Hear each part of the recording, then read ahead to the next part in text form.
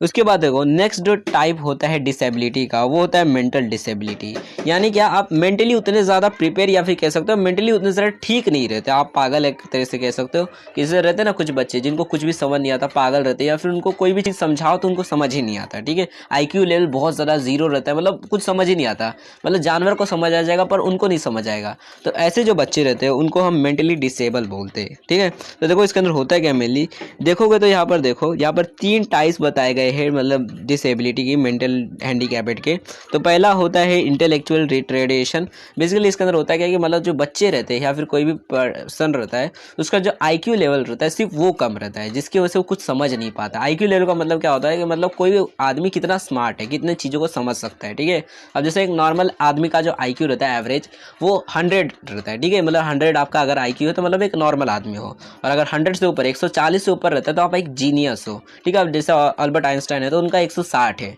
तो मतलब एक जीनियस की कैटेगरी में आते हैं। जिनका 100 रहता है तो मतलब वो एक एवरेज आदमी है, ठीक है। एवरेज आदमी का जो आईक्यू लेवल रहता है वो 100 होता है। अब जिन पर्सन का ये आईक्यू लेवल 100 से कम रहता है, उन्हें हम बेसिकली मेंटली रिटार्डेशन या फिर कह सकते हो मतलब मेंटली रिटार्डेशन में गिनते हैं कि आईक्यू लेवल कम है और उनको उन्हें चीज़ें समझ नहीं आती, ठीक है। तो इसके अंदर भी टीम टाइप्स है, बेसिकली 4 टाइप्स है, तो उसका भी मैं आपको बताऊंगा। देखो उसके बाद दूसरा होता है लर्निंग डिसेबिलिटी। इसके अंदर क्या होता है, आदमी जो होता है वो नॉर्मल रहता है, ठीक है, आईक्यू लेवल ठीक ठाक रहता है, बट कोई भी चीज़ को समझ नहीं पाता है, मतलब उसको लेटर्स ढंग से दिखाई नहीं देते, या फिर लेटर्स को पढ़ नहीं पाता है, पढ़ने में प्रॉब्लम उसको आती है, समझने में प्रॉब्लम आती है, कुछ भी याद नहीं कर पाता है ढंग से। ये सारी मतलब बेसिकली लर्निंग डिसेबिलिटी रहती है, वो लर्न कुछ नहीं कर पाता है, ठीक है। नॉर्मल आदमी रहता है, मतलब आईक्यू ठीक ठाक रहता है, बट उसे समझ कुछ नहीं आता, ठीक है। मतलब वो कुछ रीड करने में उसको प्रॉब्लम आती है, वर्ड्स वो ढंग से देख नहीं पाता, ये सारी प्रॉब्लम आती है। और उसके बाद होता है मेंटल डिसऑर्डर्स का, यानी क्या जैसे रहते हैं ना साइकोपैथ्स रहते हैं, ठीक है। मतलब जो समाज के अंदर लोग रहते हैं ना, कुछ कुछ रहते हैं, जैसे अब आपको गुस्सा आ जाता है तो कैसे आप झगड़ा करने लग जाते हो किसी से, तो उसे हम मेंटल डिसऑर्डर में गिनते हैं, ठीक है। बट कुछ लोग रहते हैं जिससे एक्सट्रीम में ले लेते हैं, जैसे रहते हैं ना, आपने फिल्मों में देखा होगा साइकोपैथ्स रहते हैं कुछ, जो किसी का मर्डर करने निकल जाते हैं। तो ऐसे जो लोग होते हैं उन्हें हम मेंटली डिसऑर्डर बोलते हैं, कि मतलब वो पागल, एक तरह से आप बोल सकते हो पूरी तरह से पागल हो चुके हैं, ठीक है। तो देखो यहाँ पर mentally retardation challenged person 3 types, 4 types के टोटल होते हैं। पहले देखो यहाँ पर 4 टाइप्स में डिवाइड किया गया है। देखो मेंटल रिटार्डेशन के अंदर हम उन लोगों को गिनते हैं जिनका आईक्यू लेवल सिर्फ कम होता है, मतलब उनको चीज़ें समझ नहीं आती, मतलब बेवकूफ़, आप एक तरह से कह सकते हो बेवकूफ़ लोग होते हैं। तो देखो 4 टाइप्स होते हैं। सबसे पहला होता है मिल्ड मेंटल रिटार्डेशन, ठीक है। मतलब इसके अंदर होता क्या है, देखो मिल्ड रिटार्डेशन के अंदर होता है देखो कि अगर कोई आदमी है जिसका आईक्यू लेवल जो है वो बेसिकली 55 से लेकर मतलब 69 के आसपास है, ठीक है। देखो कोई चीज़ बता देता हूँ, जो ऑक्टोपस होता है ना, उसका आईक्यू लेवल 73 होता है, और अगर आपका आईक्यू लेवल 55 से 69 तक है तो मतलब आप एक ऑक्टोपस से भी बेवकूफ़ आदमी हो, ठीक है। मतलब जितना ऑक्टोपस जो रहता है वो समझ जाता है, उससे कम आप समझ सकते हो।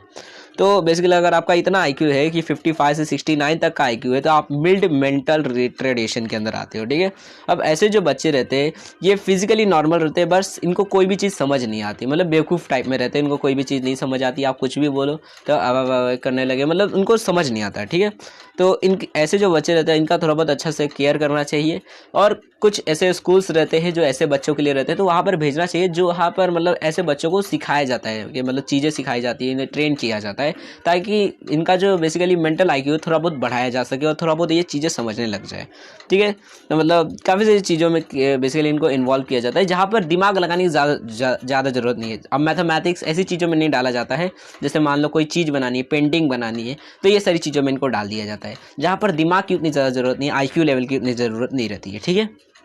उसके बाद दूसरा जो होता है वो होता है मॉडरेट मेंटल रिटार्डेशन, ठीक है। अब देखो इसके अंदर क्या होता है कि बेसिकली ये वो लोग होते हैं जिनका आईक्यू लेवल जो होता है वो 35 से 54 के बीच में होता है, मतलब वो उससे भी कम होता है, कि जिसका 35 से 54 का आईक्यू है। तो ऐसे जो लोग होते हैं वो बेसिकली कह सकते हो और ज़्यादा मतलब बेवकूफ़ होते हैं, जिनको और चीज़ें नहीं समझ आती है, ठीक है। मतलब इनको कुछ भी बोलो उनको पता ही नहीं चलेगा आपने क्या बोला, उनको मतलब कुछ समझ ही नहीं आएगा दुनिया में मैं क्या बोल रहा हूँ, कुछ बोल रहा हूँ उसको समझ नहीं आएगा, ठीक है। मतलब एक जानवर रहता है ना डॉग, उससे भी मतलब थोड़ा आईक्यू लेवल कम होता है, क्योंकि डॉग जो रहता है उसका 43 के आसपास रहता है आईक्यू लेवल। तो अगर आपका 35 है तो मतलब एक डॉग से भी ज़्यादा आपको मतलब जितना डॉग को समझ आ जाता है, अब जैसे डॉग के सामने अगर मान लो कुछ आप करते हो उसको समझ आता है ना कि मेरा ये मालिक है, बट आपको वो भी चीज़ नहीं समझ आएगी, आप उससे भी आईक्यू लेवल आपका कम है। तो ऐसे जो बच्चे होते हैं इनका ज़्यादा केयर करने की ज़रूरत होती है, मतलब मिल्ड वाले से ज़्यादा मॉडरेट वालों की केयर करने ज़्यादा ज़रूरत रहती है, ठीक है। उसके बाद देखो नेक्स्ट होता है वो होता है सेवर मेंटल रिटार्डेशन, ठीक है। इसके अंदर जो होते हैं वो लोग वो और ज़्यादा कह सकते हो एडवांस बोल सकते हो या फिर इंटेंस बोल सकते हो कि और एक्सट्रीम में चले जाते हैं। ये वो बच्चे होते हैं जिनका आईक्यू लेवल जो होता है वो 20 से 34 का होता है, मतलब बहुत ही कम आईक्यू लेवल होता है, ठीक है। और ऐसे बच्चों का बहुत ज़्यादा मतलब सुपरविजन करना पड़ता है, ध्यान रखना पड़ता है, क्योंकि उनको कुछ भी पता नहीं होता है, बेसिकली कुछ भी नहीं पता होता है। अगर मान लो इन बच्चों के हाथ में चाकू दे दोगे तो एक खेल खेल में मतलब किसी का मर्डर भी कर सकते हैं, ठीक है। इनको कुछ भी समझ नहीं आता है, ऐसे बच्चे लोगों को इनका ज़्यादा ध्यान रखना पड़ता है और ऐसे बच्चों को ट्रेन नहीं किया जा सकता, ठीक है। क्योंकि देखो मॉडरेट जो होते हैं उनको एक टाइम पे ट्रेन भी किया जा सकता है कि मतलब पेंटिंग एंटिंग या फिर और किसी चीज़ में डाल दिया जा सकता है, बट ये जो बच्चे होते हैं ये कुछ भी नहीं कर सकते, ठीक है। मतलब बेसिकली देखोगे तो ये ड्राइंग व्राइंग कुछ नहीं कर सकते, इनके दिमाग में मतलब कुछ नहीं आएगा, ठीक है। तो इनका खास तरीके से ध्यान रखना पड़ता है और ये ध्यान जो है वो घर वाले ही रख सकते हैं, मतलब जो पेरेंट्स होते हैं उनको ये ध्यान रखना पड़ता है, ठीक है। जो सेवर मेंटल रिटार्डेशन के अंदर आते हैं, जिनका 20 से 34 तक का आईक्यू लेवल होता है, और जो उससे भी एक्सट्रीम में रहते हैं, जो बोल सकते हो प्रोफाउंड रहते हैं कि मतलब बहुत ज़्यादा ही एक्सट्रीम में रहते हैं, जिनका आईक्यू लेवल 20 से भी कम रहता है,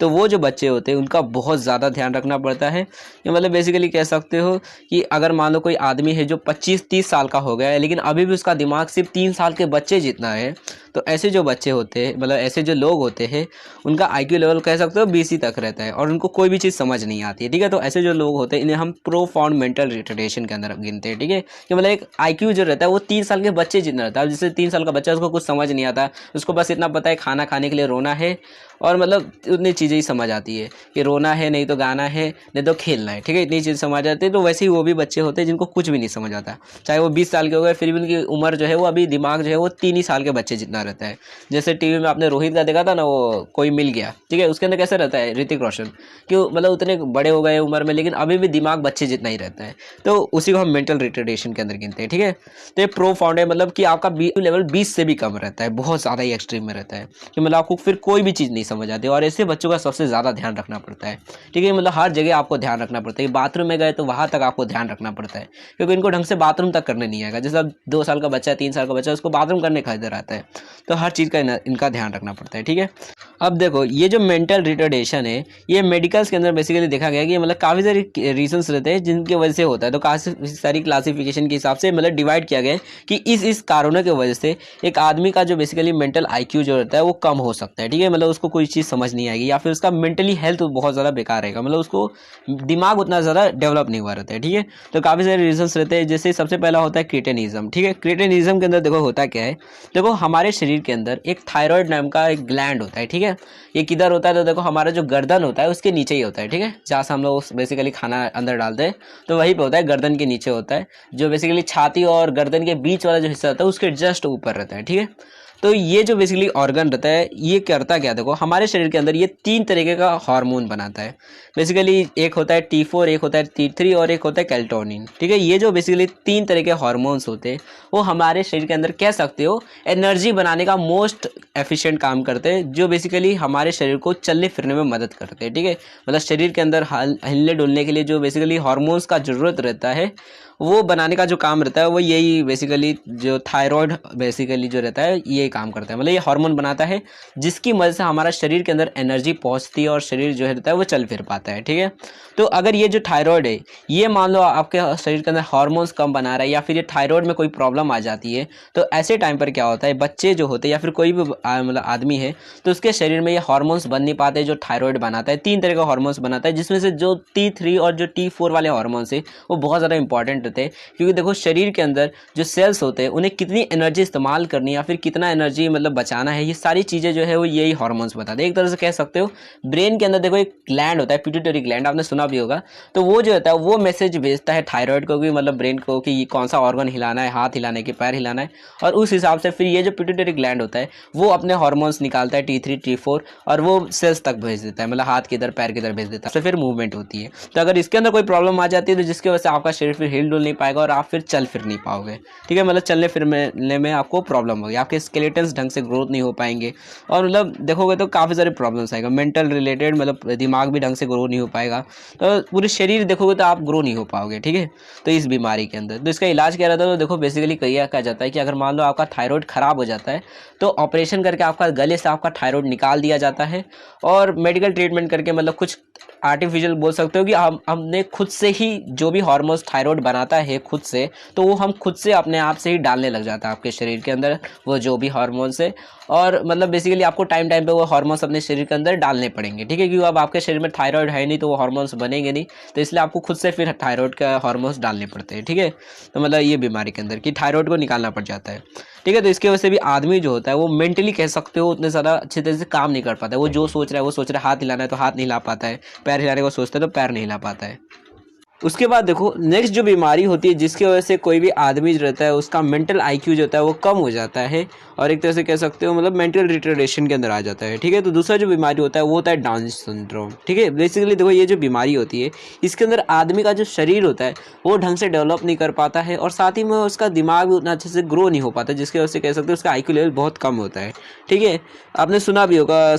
बेसिकली डाउन सिंड्रोम के बारे में। तो इसके अंदर होता क्या, देखो ये जो बीमारी होती है ये एक जेनेटिक बीमारी है, यानी कि पैदाइशी बीमारी होती है, बाद में नहीं होती है, पहले ही हो जाती है। मतलब जब आप पेट में पल रहे होते तब आपके अंदर ये प्रॉब्लम आती है। देखो इसके अंदर होता क्या है बेसिकली, देखो एक नॉर्मल आदमी जो रहता है उसके सेल के अंदर 46 क्रोमोसोम्स रहते हैं, ठीक है। आपने पढ़ा होगा क्रोमोसोम्स क्या होते हैं। देखो हमारा जो शरीर होता है वो काफ़ी सारे सेल्स से बना हुआ होता है, छोटे छोटे सेल्स से बना होता है। अब उन सेल्स के अंदर होता है न्यूक्लियस, और उन न्यूक्लियस के अंदर होते हैं ढेर सारे क्रोमोसोम्स, ठीक है। और वो जो क्रोमोसोम्स होते हैं वो बने होते हैं डीएनए से। अब बेसिकली आप कह सकते हो क्रोमोसोम जो है वो एक डीएनए ही है, बस काफ़ी सारे डीएनए का गुच्छा होता है क्रोमोसोम। अब होता क्या है कि ऐसे जो क्रोमोसोम्स होते हैं हमारे सेल्स के अंदर 46 होते हैं, दो दो के पेयर में होते हैं, तो 22 क्रोमोसोम्स बोल सकते हो, 22 पेयर्स होते हैं क्रोमोसोम्स के, टोटल कह सकते हो 46 क्रोमोसोम्स होते हैं, ठीक है। अब दो दो के पेयर में क्यों रहते हैं, तो देखो एक रहता है फादर का एक रहता है मदर का, तो दोनों अटैच हो जाते हैं क्रोमोसोम्स, तो उसे हम एक पेयर बोल देते हैं, ठीक है। पेयर मतलब दो, ठीक है, तो मतलब दो क्रोमोसोम्स मिलकर एक पेयर बन जाते हैं, तो ऐसे 22 पेयर्स होते हैं क्रोमोसोम्स के। अब एक नॉर्मल आदमी के शरीर के अंदर 46 क्रोमोसोम्स होते हैं, यानी 22 पेयर्स होते हैं क्रोमोसोम्स के। बट किसी के अंदर क्या हो जाता है कि ये जो क्रोमोसोम्स का जो अमाउंट है वो एक्स्ट्रा हो जाता है, मतलब एक एक्स्ट्रा बढ़ जाता है उसके अंदर। यानी कि देखो एक नॉर्मल आदमी के अंदर कह सकते हो 23 क्रोमोसोम्स के पेयर रहते हैं, तो जो एक्स्ट्रा कोई जो एब नॉर्मल होता है जिसको डाउन सिंड्रोम की बीमारी रहती है, तो इसके अंदर क्या होता है कि देखो 46 क्रोमोसोम्स एक नॉर्मल आदमी के अंदर है, तो उसके अंदर 47 क्रोमोसोम्स हो जाते हैं, यानी कि एक एक्स्ट्रा क्रोमोसोम आ जाता है, जिसके वजह से आदमी का जो शरीर होता है वो ढंग से डेवलप नहीं कर पाता है। डीएनए के अंदर थोड़ा बहुत कह सकते हो चेंजेस आ जाते हैं एक एक्स्ट्रा क्रोमोसोम आने की वजह से, जिसकी वजह से बॉडी ढंग से डेवलप नहीं कर पाती है, बॉडी को समझ नहीं आता डेवलप कौन सा ऑर्गन कब करना है, कुछ समझ ही नहीं आता, जिसकी वजह से बॉडी का डेवलपमेंट नहीं हो पाता और ब्रेन खास करके डेवलप नहीं कर पाता। और ऐसे जो बच्चे होते हैं उनका आईक्यू लेवल बहुत ज़्यादा कम होता है, और कह सकते हो मेंटली रिटार्डेशन होते हैं, मतलब दिमाग उनका उतना तेज़ नहीं रहता, ठीक है। तो मतलब ये इस बीमारी के अंदर भी होता है, ये जेनेटिक बीमारी रहती है कि मतलब आपके डीएनए के अंदर प्रॉब्लम आ जाती है, एक एक्स्ट्रा डीएनए आने की वजह से ये बीमारी हो जाती है आपको, ठीक है। तो मतलब इसके अंदर होता है। अब इससे बचा कैसे जाए, तो देखो ये जो बीमारी रहती है डाउन सिंड्रोम, इससे बचने का कोई उपाय नहीं है। अगर आपको ये बीमारी है तो फिर कुछ नहीं किया जा सकता, इसका कोई इलाज नहीं है, क्योंकि ये डीएनए से रिलेटेड है, और आपके शरीर से डीएनए निकालना मतलब बेसिकली अभी के टाइम पे तो इम्पॉसिबल है, डीएनए नहीं निकाला जा सकता आपके शरीर से, ठीक है, मतलब चेंज नहीं किया जा सकता डीएनए को। बट ये किया जा सकता है कि अगर मान लो पता चल जाता है कि आपके पेट में जो बच्चा है उसको डाउन सिंड्रोम वाली बीमारी है, ठीक है, तो काफ़ी सारे पेरेंट्स होते हैं जिनके पास मतलब वो ये सोचते हैं कि ऐसे बच्चे को मतलब पैदा करके क्या फ़ायदा, जो कुछ ही साल में मर भी जाएगा, क्योंकि जो ऐसे बच्चे रहते हैं जो इनको ये बीमारी रहती है तो ज़्यादा साल जीते नहीं है, मतलब ज़्यादा से ज़्यादा 20 साल 25 साल इतने जी पाते, मैक्स टू मैक्स, ठीक है। नॉर्मली तो कम ही उम्र में मर जाते हैं। तो ऐसे जो पेरेंट्स होते हैं जिनको ये बच्चे हो जाते हैं, हम उनको पहले ही मालूम अगर पड़ जाता है प्रेगनेंसी के टाइम पे भी अभी पेटी में बच्चा है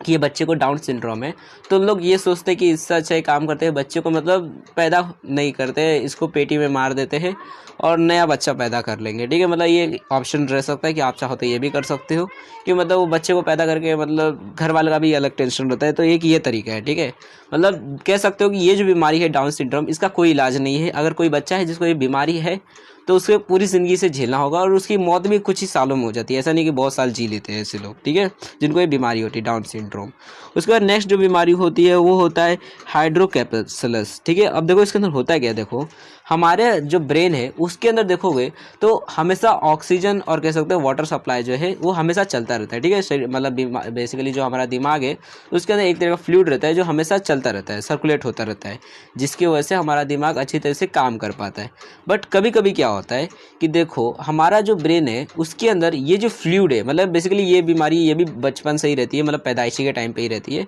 कि जो बच्चे रहते हैं जो अभी मतलब माँ के कोख के अंदर है, तो उनका जो ब्रेन होता है उसके अंदर ये जो फ्लूइड होता है, जो दिमाग के अंदर जो बेसिकली पानी रहता है वो बहुत ज़्यादा ही भर जाता है। ठीक है, बहुत ज़्यादा ब्रेन के अंदर इकट्ठा हो जाता है, जिसके वजह से ब्रेन का जो साइज़ होता है वो बढ़ने लग जाता है। ठीक है, ऐसा नहीं है ब्रेन का साइज़ बढ़ रहा है इसका मतलब बच्चा जो रहेगा बहुत ज़्यादा इंटेलिजेंट रहेगा, सिर्फ साइज़ बढ़ रहा है, क्योंकि देखो अंदर से कह सकते हो पानी बहुत ज़्यादा बढ़ रहा है, जिसके वजह से जो जैसा फुगारा रहता है, फुग्गे के अंदर मान लो बहुत ज़्यादा पानी भर दो तो कैसे फूलने लग जाता है, तो वैसे ही जो ब्रेन रहता है उसके अंदर भी क्योंकि अंदर पानी भरने लग जाता है, फ्लूइड भरने लग जाता है, जिसकी वजह से ब्रेन का साइज़ बड़ा होने लग जाता है। बच्चा का जो सिर रहता है वो भी बहुत ज़्यादा बड़ा हो जाता है, और ऐसे टाइम पर ये जो बच्चे रहते हैं ये ज़्यादा साल सर्वाइव नहीं कर पाते, जी नहीं पाते हैं, कुछ ही सालों में मर भी जाते हैं, और साथ ही में ये उतना कुछ कर भी नहीं पाते। ठीक है, इनका आईक्यू लेवल भी बहुत कमज़ोर रहता है, दिमाग इनका सही से काम नहीं कर पाता है, उतना ज़्यादा ढंग से कुछ कर नहीं सकते। ठीक है, आईक्यू लेवल बहुत कम रहता है ऐसे बच्चों का,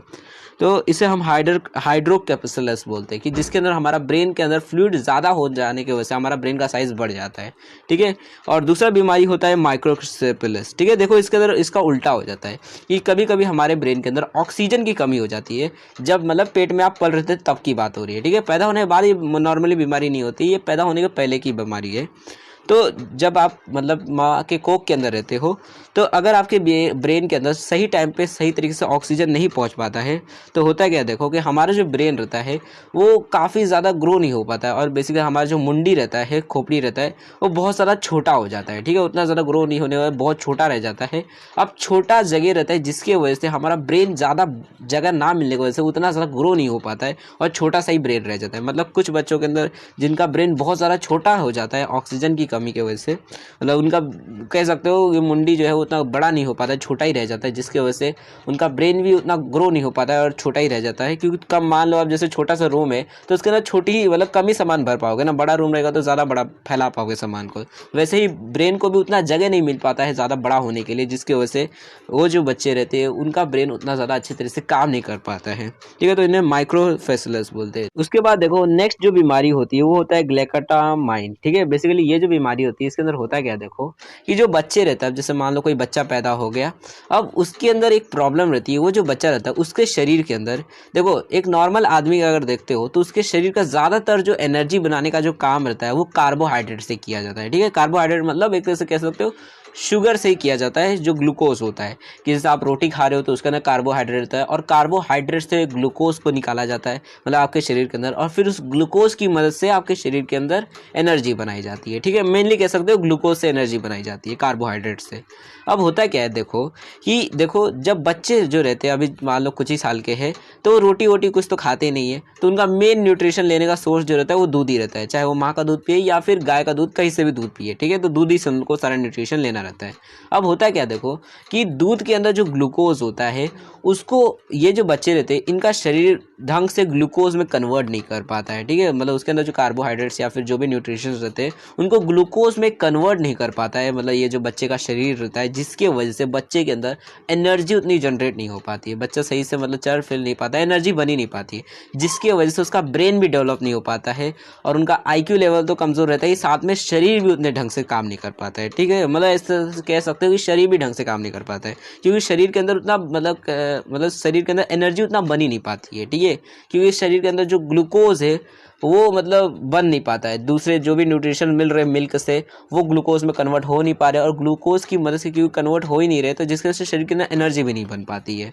ठीक है, तो मतलब ये रहता है, और क्योंकि बच्चे सिर्फ ज़्यादातर दूध ही पीते और कोई चीज़ नहीं खाते, तो उनका एक ही सोर्स ही रहता है, दूध ही की मदद से जो मतलब न्यूट्रिशन लेना उसी से ले सकते हैं वो लोग। ठीक है, तो मतलब ये बीमारी के अंदर मतलब हमारे शरीर के अंदर ग्लूकोज जो होता है वो कन्वर्ट नहीं हो पाता है, बाकी मतलब जो कार्बोहाइड्रेट है उसको कन्वर्ट नहीं कर पाते हम ग्लूकोज के अंदर, और उसकी मदद से क्योंकि एनर्जी बन नहीं पाती है तो शरीर के अंदर कमज़ोरी हो जाती है, और उसकी वजह से दिमाग के अंदर भी एनर्जी ना पहुंचने की वजह से दिमाग भी कमज़ोर हो जाता है। तो ये बीमारी के अंदर ये होता है। ठीक है, अब बेसिकली इसके कॉजेज़ क्या होते हैं, मतलब ये सारी मेंटल बेसिकली इतनी सारी बीमारियां हमने बताई कि इसकी मदद से आपका जो मेंटल आईक्यू या फिर आपका मेंटली जो है आप कमज़ोर हो सकते हो। तो आखिर ये जो बेसिकली बीमारी आखिर होती कैसे है, तो देखो ज़्यादातर जो बीमारियाँ वो हेरिडेटरी है, मतलब क्या कि मतलब जन्म से ही होती है। ठीक है, हो सकता है आपके डीएनए के अंदर कोई प्रॉब्लम है, मान लो आपके मम्मी पापा कोई बीमारी थी, डाउन सिंड्रोम था, था तो चांसेस रहते हैं कि आपको भी वो बीमारी हो सकती है, ठीक है। मतलब उनके डीएनए आपके अंदर भी आ सकते हैं और हो सकता है, और या फिर ये भी हो सकता है खानदान में कोई रहेगा, मतलब दादा परदादा, उनको ये बीमारी हो सकती रहता है, मतलब कि आप जन्म से ही रहता है कि जैसे आप डीएनए के अंदर ही कोई प्रॉब्लम आ जाती है कि आपका जो डीएनए रहता है, जैसे मम्मी पापा या फिर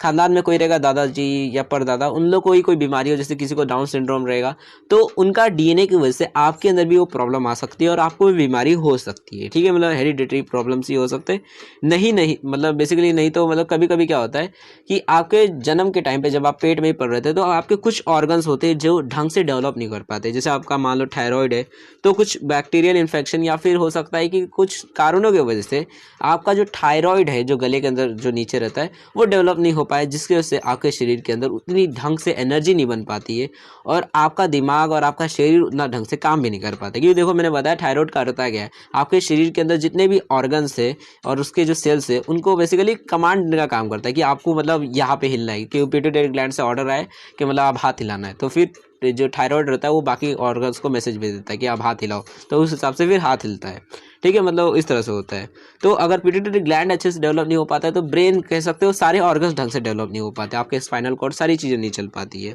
तो इसकी वजह से भी हो सकता है। और इसकी वजह से भी हो सकता है कि आप मान लो कोई हैवी डोज ले रहे हो कोई मेडिसिन का जन्म के टाइम पे ही, मान लो प्रेग्नेंट औरत है और कोई ऐसा दवा खा रही है जिसकी वजह से भी हो सकता है ऐसी बीमारियां बच्चों को हो सकती है। मतलब गलत डोज, मान लो बहुत ज़्यादा डोज ले रही हो कोई दवाई की, उसके साइड इफेक्ट की वजह से बच्चों को प्रॉब्लम हो सकती है। उसके बाद हो सकता है कि रेडियो एक्टिव रेस की वजह से, मतलब रेडिएशन की वजह से भी हो सकता है। आपने सुना भी होगा रेडिएशन की वजह से शरीर के अंदर म्यूटेशंस हो जाते हैं। मतलब क्या, देखो रेडिएशन करता क्या है, हमारा जो डीएनए रहता है शरीर का उसके अंदर छेड़छाड़ कर देता है, म्यूटेशन कर देता है, ठीक है। म्यूटेशन मतलब डीएनए के अंदर चेंज कर देता है, जो अरेंजमेंट रहती है उसको बदल देता है, जिसकी वजह से आपका शरीर जिस तरह से डेवलप होने वाला था वैसा हो नहीं पाता और अलग तरीके से डेवलप होता है। अब क्योंकि ये रैंडमली होता है जिसकी वजह से आपके ऑर्गन्स रैंडमली किधर भी कैसे भी मतलब ग्रो होते, जिसके वजह से आप एक तरह से हैंडीकैप बन सकते हो। अब जरूरी नहीं कि इसके अंदर आप मेंटली हो सकता है आपका एक हाथ चला जाए या फिर एक एक्स्ट्रा भी हाथ आ जाता है किसी किसी का, तो मतलब ये सारी चीज़ें ऑर्गन्स में प्रॉब्लम आ सकती है, मतलब रेडिएशन की वजह से, ठीक है। उसके बाद होता है कि addiction of alcohol and drugs, मतलब कि अगर आप मान लो नशेड़ी हो, गंजेड़ी हो, तो उसकी वजह से भी, अगर आप प्रेग्नेंट औरत हो और आप ये सारी चीज़ें करते हो तो उसकी वजह से भी बच्चे को अफेक्ट पड़ सकता है। उसके बाद infection and disease during pregnancy, यानी कि अगर मान लो कोई औरत है और उसको कोई इन्फेक्शन हो जाता है, कोई बीमारी हो जाती है, तो चांसेस रहते हैं कि वो जो इन्फेक्शन है, या मान लो कोई इन्फेक्शन हो गया किसी चीज़ का, तो वो चांसेस रहते हैं कि बच्चे को भी वो इन्फेक्शन हो जाए और उसकी वजह से उसके कुछ ऑर्गन्स ना डेवलप हो और वो अपाहिज पैदा हो जाए, ठीक है। उसके बाद एक लास्ट होता है जो होता है brain injury at the time of birth, यानी कि जैसा कोई मिल गया, मैं देखा था कि कैसे उसकी मम्मी जो रहती है वो कार से जा रही रहती है और मतलब जादू को देखने के लिए, फिर एक्सीडेंट हो जाता है जिसकी वजह से बच्चे के सिर पे चोट लग जाता है, जिसकी वजह से वो जो मतलब रहते ऋतिक रोशन, उनका दिमाग उतना ढंग से काम नहीं कर पाता है, ठीक है, मतलब बेवकूफ़ रह जाते हैं। तो एक तरह से देखोगे तो इसमें क्या दिखाता है कि मतलब बच्चे का, अगर कोई प्रेग्नेंट औरत है और उसका किसी तरह से चोट लग जाती है और उस वजह से बच्चे के दिमाग पे चोट लग जाती है, तो बच्चा का जो मेंटल हेल्थ रहता है वो ख़राब हो सकता है। तो ब्रेन इंजरी भी हो सकती है बर्थ के टाइम पे, या फिर पैदा होने टाइम पे भी हो सकती है और पैदा होने से पहले भी हो सकती है, ठीक है। तो मतलब ये कुछ कारणें रहती है जिसकी वजह से कोई भी आदमी जो रहता है वो मेंटली रिटार्डेशन हो सकता है। मतलब क्या कि उसका दिमाग का जो IQ लेवल होता है, यानी वो सोचने समझने की कोई शक्ति जो रहती है उनकी, वो बहुत कम रहती है, ठीक है, कम हो सकती है ये सारी चीज़ों की वजह से। सो देखो अब यहाँ पर ट्रीटमेंट और प्रिजर्वेशन बताया गया है कि मतलब आप क्या कर सकते हो अगर मान लो आपको मेंटल रिटार्डेशन हो जाता है, यानी आपका IQ लेवल बहुत कम हो जाता है, तो ऐसा क्या किया जाए कि मतलब आप ठीक हो जाओ, ठीक है। तो देखो बेसिकली यहाँ पर एक चीज़ आप जान लो कि देखो मेंटल रिटार्डेशन होता है, यानी कि मतलब अगर आपका IQ लेवल बहुत ज़्यादा कम है, ठीक है, तो ऐसे टाइम पर आपको ठीक करने का देखोगे तो कोई ऐसा उपाय नहीं है कि कोई इलाज पानी करके आपको ठीक किया जाए, क्योंकि देखो यहाँ पर मेन जो प्रॉब्लम रहती है वो आपके DNA के अंदर रहती है। अब DNA को चेंज करने का कोई तरीका नहीं है, जिसकी वजह से आपको भी चेंज नहीं किया जा सकता और आपको ठीक करने के बहुत कम चांसेस रहते हैं, ठीक है। मतलब ठीक करने का बहुत कम चांसेस होते हैं, लेकिन जो मिल्ड में होते हैं, मतलब जिनका IQ लेवल जो होता है वो 55 से 65 तक रहता है, तो उनको कंट्रोल, मतलब कुछ सिखाया जा सकता है कि हाँ, मतलब कि छोटे मोटे काम किए जा सकते हैं, कि जैसे कि किसी घर पे पोछा मारना, मतलब छोटे मोटे काम दिए जा सकते हैं जहाँ पर दिमाग लगाने की ज़्यादा ज़रूरत नहीं है, ठीक है। अब जैसे जानवर को ही देंगे कुछ, जैसे डॉग है, ठीक है, तो डॉग्स को भी अगर ट्रेन किया जाए तो वो भी मतलब काफ़ी सारी चीज़ें सीख लेते हैं, जैसे कि अगर मैं कुछ फेंक रहा हूँ तो वो पकड़ के लेके आ जाते हैं। तो वैसे ही ऐसे जो बच्चे हैं जिनका आप मान लो 55-65 है, ठीक है, डॉग से ज़्यादा IQ लेवल है, तो वो उनसे ज़्यादा चीज़ें सीख सकते हैं, उनको हम कुछ क्राफ्ट में सिखा सकते हैं या फिर काफ़ी सारी चीज़ें सिखा सकते हैं जहाँ पे आईक्यू का उतना ले मतलब ज़रूरत ना हो, ठीक है। मैथ फिजिक्स वहाँ पे ज़्यादा आईक्यू की ज़रूरत पड़ती है, बट काफ़ी सारी चीज़ें रहती है जहाँ पर आईक्यू की ज़रूरत नहीं रहती, बस आर्ट्स स्किल की ज़रूरत रहती है, जैसे पेंटिंग वो सारी चीज़ों में, ठीक है। तो वहाँ पर डालकर उन बच्चों को ट्रेन किया जा सकता है जो मिल्ड और मॉडरेट में होते हैं, ठीक है। ऐसे जो बच्चे होते हैं जो मिल्ड और मॉडरेट वाले, जो मिल्टन ट्रेडिशन में होते हैं, उनको इस तरह से ट्रेन किया जा सकता है। बट जो एक्सट्रीम वाले में है, जिनका 20 या फिर 35 से मतलब आईक्यू लेवल कम है, तो उनको ट्रेन करना बहुत ज़्यादा मुश्किल होता है, तो उनको कुछ नहीं किया जा सकता, ठीक है। और रही बात कि देखो जितनी भी अभी बीमारियां देखी तो ज़्यादातर देखो तो वो जेनेटिक्स से रिलेटेड है, डीएनए से ही रिलेटेड है। बट जो हमारा बेसिकली जो क्रेटिनिज्म जो है, जिसके अंदर हमारा थायराइड जो रहता है ग्लैंड, वो ख़राब हो जाता है, उसके वजह से आपका दिमाग ढंग से काम नहीं करता। तो उसके अंदर बस ये किया जा सकता है कि आपको एक्स्ट्रा मतलब बाहर से कोई डोज दिया जा सकता है थायरॉक्सिन का, मतलब जो भी थायराइड जो है हमारा ग्लैंड है, जो भी वो मतलब हार्मोन निकालता है, तो उसको हम बाहर से खुद से ही डालकर आपको शरीर को काम करवा सकते हो उस हिसाब से, और आपका मतलब बॉडी ठीक ठाक काम करने लगेगा अगर मान लो आपका थायराइड खराब होता है तो। बट बाकी का जो डीएनए वाली जो प्रॉब्लम्स है उनको ठीक करने का कोई इलाज नहीं है, ठीक है। मतलब अभी तक तो कोई इलाज नहीं है उसके ट्रीटमेंट का जो डीएनए से रिलेटेड है, जैसे आप डाउन सिंड्रोम है, तो उन सारी चीज़ों को ठीक नहीं किया जा सकता। बट हाँ, ये किया जा सकता है कि अगर मान लो अगर पेट में मालूम पड़ गया कि पेट में बच्चा है जिसको डाउन सिंड्रोम है या फिर ऐसी बीमारी है, तो पेरेंट्स जो रहते हैं उनके पास ऑप्शन रहता है कि आप चाहो तो अपने बच्चे को मतलब चाहो तो मतलब ख़त्म कर सकते हो कि आपको ये बच्चा नहीं चाहिए, ठीक है, जिनको ये बीमारी है। अब सुनने में ख़राब लगेगा, बट ऐसे बच्चे को पालना सच में देखोगे तो सोचने वाली बात है, क्योंकि देखो ये जो बच्चा रहेगा वो ज़्यादा साल जीने वाला नहीं है, जिएगा उसको दिन भर दर्द ही रहने वाला है हमेशा, मतलब उसकी दर्द में ही ज़िंदगी कटने वाली है। वो भी ज़्यादा से ज़्यादा 15 साल जिएगा, उसके बाद फिर गेम ख़त्म ही हो जाएगा। तो फिर मतलब पेरेंट्स लोगों को सोचना रहता है, ठीक है। तो मतलब ये सारी ट्रीटमेंट रहते हैं। अब देखो यहाँ पर एक आगे चीज़ें दी गई है कि सम वे एवर सिटीजन्स कैन हेल्प, मतलब क्या कि देखो जो लोग होते हैं आपके आसपास में, जो सिटीजन्स होते हैं, वो उन लोगों को क्या क्या करना चाहिए ऐसे लोगों के लिए जिनका मेंटल आईक्यू जो होता है बहुत ज़्यादा कम होता है, जो मतलब थोड़े पागल टाइप में रहते हैं, ठीक है। तो इनके लिए क्या मतलब सिटीजन्स हेल्प कर सकते हैं, मदद कर सकते हैं। तो सबसे पहले देखो जो लोग होते हैं आपके आसपास में, जिनको हम बोलते हैं ना सब लोग कि मतलब समाज के लोग होते हैं, तो उनको एम्पैथी डेवलप करनी चाहिए, ना कि सिंपैथी, ठीक है। मतलब जो ऐसे मेंटली चैलेंजेड लोग होते हैं, एम्पैथी मतलब क्या होता है कि मतलब बेसिकली आपको सच में उनकी मदद करनी चाहिए। ये नहीं कि हाँ भाई सच में ये देखो बेचारा भाई, जैसे नहीं रहते टीवी में न्यूज़ वाले रहते, कुछ नेता लोग भाषण देते कि अरे हमको बुरा लगा कि यहाँ पर बाढ़ आ गया, सब लोग मर गए, ठीक है। मतलब देखोगे तो खाली एक झूठा देते, खाली दिलासा देने का काम करते हैं। बट एम्पैथी क्या होता है कि जाकर सच में उनकी मदद करना, तो उसको एम्पैथी बोला जाता है। तो एम्पैथी करना है, ना कि सिंपैथी करना है। उसके बाद होता है appreciating the capability of mentally challenged, यानी कि जो ऐसे बच्चे होते हैं जिनका दिमाग उतना ज़्यादा मतलब ढंग का नहीं रहता, आईक्यू लेवल बहुत कम रहता है, तो ऐसे बच्चों को मतलब हमें ये नहीं करना चाहिए बेवकूफ़ लड़का है भगाओ इसको इधर, ऐसा नहीं करना चाहिए। तो आप मान लो अगर आ रहा है, जैसे कोई रहते हैं ना छोटे छोटे बच्चे लोग रहते हैं, कि अगर मान लो कोई लड़का है जो ऐसे पागल टाइप में है, तो उसको खेल से भगाने लग जाते हैं कि तू भाग इधर से, ऐसा नहीं करना चाहिए। उसको भी साथ में मतलब उसको एक तरह से बोलना चाहिए, अप्रिशिएट करना चाहिए कि हाँ भाई तू भी हम लोग के साथ खेल ले, तो मतलब उसको अपने साथ पार्ट बना लेना चाहिए, ठीक है। मतलब उसके मेंटल चैलेंजेड हो गए, पागल है, तो उसका थोड़ा बहुत मतलब एक तरह से कह सकते हो उसका थोड़ा अपने तरह से उसके लिए थोड़ा सा दया दिखाना चाहिए, ठीक है। उसके बाद तीसरा जो करना चाहिए वो ये है कि देखो जो ऐसे मेंटली चैलेंजेड पर्सन होते हैं जिनके पास मतलब आईक्यू लेवल बहुत कम होता है, तो उनके लिए भी कुछ लोगों को थोड़ा बहुत एम्प्लॉयमेंट दे देनी चाहिए। अब ज़रूरी नहीं है कि ऐसा नहीं है कि उनको अब काम देना है तो बहुत बड़ा पोस्ट ही दो, कोई छोटा मोटा भी पोस्ट दे दो जिसकी मदद से वो अपनी ज़िंदगी काट सके कम से कम। क्या होकर मान लो कोई जिनका आईक्यू लेवल मान लो मॉडरेट पे, ठीक है, उनको कुछ नहीं समझ आता, तो उनको छोटे मोटे काम दे सकते हैं, जैसे वेटर का काम दे सकते हैं। मतलब ऐसे मदद उनको बस कर दो, ये सारी चीज़ें करी जा सकती है। मतलब अपनी इंडस्ट्री या फिर कंपनी में उनको छोटा मोटा कोई काम दे दो जिनकी मदद से वो अपनी ज़िंदगी को काट सके, ठीक है। उसके बाद कि जो स्कूल कॉलेजेस रहते हैं उनको भी मतलब इनसे रिलेटेड कोई काफ़ी सारे प्रोग्राम्स करने चाहिए, अपाहिजों की मदद करनी चाहिए, ठीक है। जैसे रहता है ना काफ़ी सारे स्कूल्स में रहता है या फिर कॉलेजेस में रहता है कि अगर आप अपाहिज रहते हैं तो आपको फ्री में भी कॉलेज में ले लिया जाता है, तो ऐसी मदद करनी चाहिए। उसके बाद होता है financial assistant for organising of seminars event for the betterment of mentally challenged person, यानी कि बेसिकली काफ़ी सारी गवर्नमेंट को भी मदद करनी चाहिए या फिर ऑर्गेनाइजेशंस जो संस्था रहती है ना, अलग अलग NGOs रहते हैं, तो उनको ऐसे बच्चे जो रहते हैं जो मेंटली चैलेंजेड होते हैं उनकी मदद करनी चाहिए। और मदद किस लिए तो बेसिकली उनको रहता है काफ़ी सारी चीज़ें सिखाई जाती है ऐसे बच्चों को, अपाहिज लोगों को। आपको नहीं पता चलता होगा क्योंकि देखो आप अपाहिज नहीं हो, ठीक है। बट जो अपाहिज रहते हैं तो उनको काफ़ी सारे मतलब ऐसे संस्था वाले आते हैं जो अलग अलग चीज़ें सिखाते हैं, ठीक है। काफ़ी एक ग्रुप ही रहता है, एनजीओ का ही रहता है कि मतलब बच्चे जो ऐसे अपाहिज बच्चे रहते हैं उनको क्राफ्ट में मेनली डाला जाता है, आर्ट्स एंड क्राफ्ट में डाला जाता है ये, ताकि मतलब वहाँ पर वो अपना दिमाग लगाने की ज़रूरत नहीं है, वहाँ पर वो मेहनत करे और उसकी मदद से वो आगे बढ़ सके, ठीक है। काफ़ी सारे बच्चे रहते हैं जो ऐसे मेंटली चैलेंजेड रहते हैं, वो इस तरह से चीज़ें करके मतलब आगे बढ़ सकते हैं। तो ऐसे मतलब सेमिनार या फिर इवेंट्स करने चाहिए ऐसे ऑर्गेनाइजेशंस को, ठीक है। तो ये सारी चीज़ें करके हम ऐसे जो मेंटली चैलेंजेड बच्चे होते हैं या फिर लोग होते हैं उनकी मदद कर सकते हैं, ठीक है। उसके बाद देखो नेक्स्ट जो होता है वो होता है लर्निंग डिसेबिलिटी। अब देखो इसका मतलब क्या होता है कि मतलब कुछ बच्चे होते हैं जो लर्निंग में डिसेबल होते हैं। मतलब क्या कि देखो वो रहेंगे नॉर्मली आदमी, मतलब ये सारी चीज़ें ठीक ठाक रहेगी, हाथ पैर सब सलामत रहेगा, बट फ़र्क कितना रहता है कि देखो आईक्यू लेवल भी उनका ठीक रहता है, बट जब भी वो कुछ पढ़ने जाते या फिर कुछ भी रीड करते या फिर कुछ भी बोलते हैं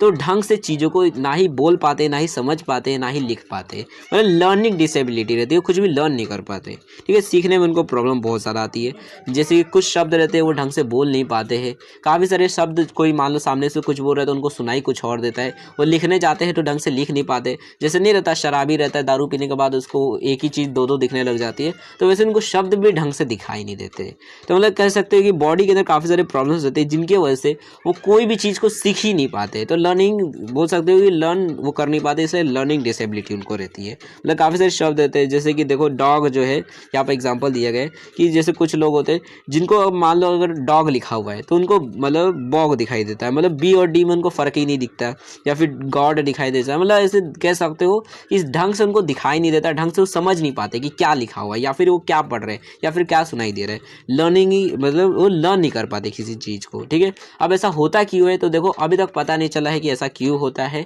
तो मतलब ऐसा कोई रीज़न पता नहीं चला है, मेन कॉज नहीं पता चला है कि इसके वजह से ये बीमारी हो जाती है जिसकी वजह से बच्चे जो होते हैं वो कुछ सीख नहीं पाते, ठीक है। मतलब ये अननोन है अभी तक कि ये मतलब बीमारी होती क्यों है, ओके। तो मतलब इसका कोई अभी कॉज पता तो नहीं चला है। बेसिकली कह सकते हो मेंटली प्रॉब्लम होती है कि आदमी का जो ब्रेन रहता है वो स्लो बहुत काम करता है, ढंग से समझ नहीं पाता चीज़ों को। तो यही एक कारण होगा, बट अभी तक सीरियस कह सकते हो एक मेन जो कॉज होता है वो पता नहीं चला कि आखिर होता क्यों है,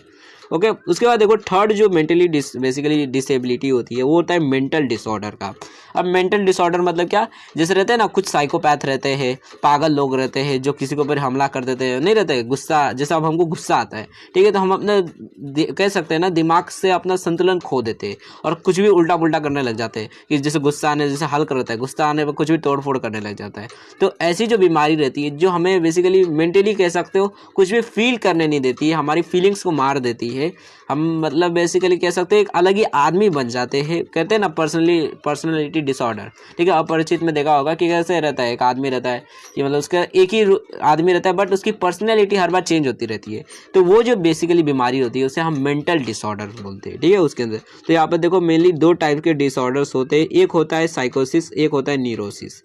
देखो सबसे पहला जो टाइप होता है वो होता है साइकोसिस, ठीक है। देखो साइकोसिस के अंदर होता क्या है, तो बेसिकली देखो इसके अंदर होता है कि देखो कोई भी आदमी जो है जैसे रहता है ना कि आप जैसे हमको बहुत ज़्यादा गुस्सा आता है तो मतलब हम कोई भी चीज़ कर रहे हैं तो हमको पता ही नहीं चलता मैं कि ऐसा क्यों कर रहा हूँ, ठीक है। जैसे रहते हैं ना साइकोपैथ्स रहते हैं कि मतलब उनके अंदर से फीलिंग्स मर जाती है, ठीक है, वो कुछ भी कर देते हैं। तो ऐसे जो लोग होते हैं जो बेसिकली कह सकते हो मेंटली अपने आप को कंट्रोल नहीं कर पाते, किसी भी रीजनिंग सेंस को मतलब भूल जाते हैं कि मतलब आखिर में ये सब कर क्यों रहा हूँ, ठीक है। फीलिंग आती है ना कि कभी कभी कि मैं आखिर ये कर क्यों रहा हूँ, मतलब गुस्सा आता है किसी को, मतलब मान लो भाई को मार दिया, मतलब बहुत सारा पीट दिया, फिर आता है अंदर से अरे मैंने ऐसा क्यों किया, छोटी सी बात थी मैंने इतना ज़्यादा कर दिया। तो ऐसी जो बीमारी होती है जो साइकोलॉजिकल लेवल पे होती है उन्हें हम बेसिकली कहते हैं कि मतलब ये जो बीमारी है उसे हम साइकोसिस बोलते हैं, ठीक है। मतलब क्या कि आप साइकोलॉजिकल आप फिट फाइन और सारी चीज़ें ठीक है, बट कुछ चीज़ों की वजह से इन्वायरमेंटल फैक्टर की वजह से, जैसे आपका भाई ने मान लो आपको कुछ बोल दिया या फिर उसने बोल दिया कि अरे तू ये क्यों कर रहा था, जिसकी वजह से आपको गुस्सा आने लगा, आपने मारपीट कर दी, ठीक है। उसके बाद आपको लग रहा है अरे मैंने ऐसा क्यों किया। तो ऐसी जो बीमारी होती है उसे हम साइकोसिस बोलते हैं, ठीक है। मतलब जो आपका साइकोलॉजिकल लेवल पे आपका मतलब कंट्रोल नहीं रहता आपके ऊपर और रीजनिंग सेंस को आप खो देते हो कि आखिर मैं कर क्यों रहा हूँ, ठीक है। और दूसरा होता है न्यूरोसिस, ठीक है। इसके अंदर क्या होता है देखो कि आपका ब्रेन जो होता है उसके अंदर कुछ प्रॉब्लम आ जाती है। मतलब ऐसा नहीं है कि मतलब आपका नेचर वैसा है कि गुस्सा करना मारपीट करना,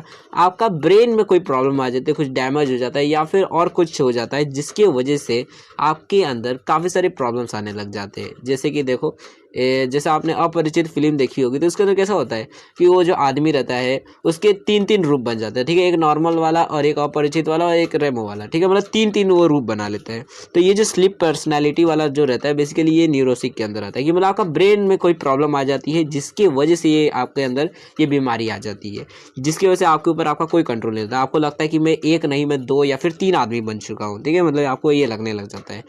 मतलब और नॉर्मल आदमी को लगता है कि हाँ इसके अंदर तो भूत समा गया है, ठीक है, भूत इसके अंदर है, लोगों को लगता है। बट ये रहता है कि स्लिप पर्सनालिटी बन जाती है कि आप एक ही आदमी रहते हो बट आप दो दो पर्सनालिटी या फिर तीन तीन पर्सनालिटी जैसा मतलब अपने आप को बिहेव करने लग जाते हो, ठीक है। मतलब ये न्यूरोलॉजी मतलब आपके ब्रेन के लेवल पे हो जाता है, कुछ ब्रेन में प्रॉब्लम आ जाती है, ढंग से वो काम नहीं कर पाता है, ब्रेन को लगता है कि नहीं मैं तो ये आदमी हूँ, फिर ब्रेन को लगता है नहीं मैं तो ये वाला आदमी हूँ, ठीक है। मतलब ब्रेन को अपनी मेमोरी से ही वो भूल जाता है, उसको लगता है कि मैं ये वाला आदमी हूँ, जिसकी वजह से आपको ये फीलिंग आने लगती है कि नहीं मैं तो मतलब आपकी पर्सनैलिटी चेंज हो जाती है अचानक से। तो इसको न्यूरोसिक बोलते हैं कि मतलब न्यूरोलॉजिकल आपके ब्रेन के लेवल पे ये प्रॉब्लम आ जाती है। तो ये मेंटल डिसऑर्डर्स की वजह से आपका बेसिकली कह सकते हो कि अपने ऊपर कंट्रोल नहीं रहता, ठीक है। तो ये जो लोग होते हैं इन्हें हम बेसिकली मेंटली डिसऑर्डर पर्सन बोलते हैं, ठीक है। अब देखो इनका ट्रीटमेंट और प्रिवेंशन क्या है कि अगर आप मान लो आपको मेंटल डिसऑर्डर है तो क्या किया जाए, ठीक है, मतलब क्या करके बेसिकली हम इसको बचाया जा सकता है। तो देखो ये जो मेंटल डिसऑर्डर है वो दो कारणों से होता है, ठीक है। एक होता है जेनेटिक रीज़न और एक होता है इन्वायरमेंटल फैक्टर्स, यानी कि आपके आसपास की कुछ वजह से भी हो सकता है और नॉर्मली आपके आसपास की वजह से ही होता है कि जैसे आपके भाई ने मान लो आपको गुस्सा दिला दिया तो आपको अचानक से गुस्सा आ गया, आपने कुछ भी कर दिया, कुछ तोड़ दिया, मान लो अपना मोबाइल पटक के फेंक दिया। तो ये क्या है, ये बस एक तरीके से देखोगे तो बाहर के फैक्टर्स की वजह से आपने रिएक्ट किया वैसा कि आपने सेंस खो दिया कि आखिर मैं मोबाइल फेंक क्यों रहा हूँ, भाई मेरे को गुस्सा दिला रहा है और मैं मोबाइल को तोड़ रहा हूँ, ठीक है। मतलब देखोगे तो किसका गुस्सा किसी और के भी निकाल रहा हो, क्या मतलब इसका रीज़न क्या होता है, तो एक कुछ भी फालतू में काम कर रहा हूँ मैं, तो रीजनिंग सेंस को सारी चीज़ें आप भूल जाते हो, ठीक है। तो मतलब ये बाहर के फैक्टर से ज़्यादातर होता है, बट कुछ कभी कभी में क्या होता है कि कुछ जेनेटिक प्रॉब्लम भी रहती है तो वो बहुत कम चांसेस रहते हैं, ज़्यादातर इन्वायरमेंटल फैक्टर्स की वजह से होता है कि मतलब बाहर के लोगों की वजह से, कुछ बाहर होने की वजह से आपको ये मतलब मेंटली डिसऑर्डर्स हो जाता है। अब देखो उसका ट्रीटमेंट एंड प्रिवेंशन क्या है कि मतलब किस तरह से हम ये बीमारियों से बच सकते हैं मेंटल डिसऑर्डर से। तो देखो जो साइकोसिस बीमारी है, जैसे आपको गुस्सा आना है, ठीक है, अब गुस्सा आता है तो इसको कोई इलाज नहीं है, ठीक है। अब कोई भी आदमी हो जिसको गुस्सा आता है तो उसका कोई इलाज नहीं है, यही है कि आप अपने ऊपर कंट्रोल करो और कुछ नहीं कर सकते। बट जो न्यूरोलॉजी के बेसिकली जो न्यूरोलॉजी जो हमारे मेंटल लेवल पे जो खराबी है, जिसके जैसा अभी स्लिप पर्सनालिटी का है, तो उसको दवाई पानी करके या फिर काफ़ी सारी थेरेपीज रहती है उसको करके ठीक किया जा सकता है। बट ये जो साइकोसिस है इसको ठीक नहीं किया जा सकता क्योंकि देखो यहाँ पर आपको अपने ऊपर कंट्रोल रखना पड़ेगा, ठीक है, अपने आप को समझना पड़ेगा, यहाँ पर दवाई पानी करके कुछ नहीं होने वाला है। तो इसको मतलब ठीक करना बहुत ज़्यादा डिफिकल्ट होता है, ये रहता है मेडिकेशन या फिर बाकी चीज़ें करके ठीक थोड़ा बहुत किया जा सकता है, बट उतना ज़्यादा कंट्रोल नहीं कर सकते क्योंकि हर एक आदमी को गुस्सा आता है, हर एक आदमी अपने ऊपर से थोड़ा बहुत काबू खो देता है, ठीक है। तो मतलब इसका ट्रीटमेंट देखोगे तो साइकोसिस का कोई ट्रीटमेंट नहीं है, बट हमारा जो बेसिकली न्यूरोसिक है उसका मेडिकेशन कर सकते हैं, साइकोथेरेपी रहती है, मतलब रहता है ना, जैसे फिल्म में देखा है आपने, फिल्म में देखा है कि कैसे वो थेरेपी करता रहता है, ठीक है, मतलब उसको क्या क्या घूम घूम के दिखाता रहता है ताकि वो मतलब ठीक हो जाए इलाज पानी करके।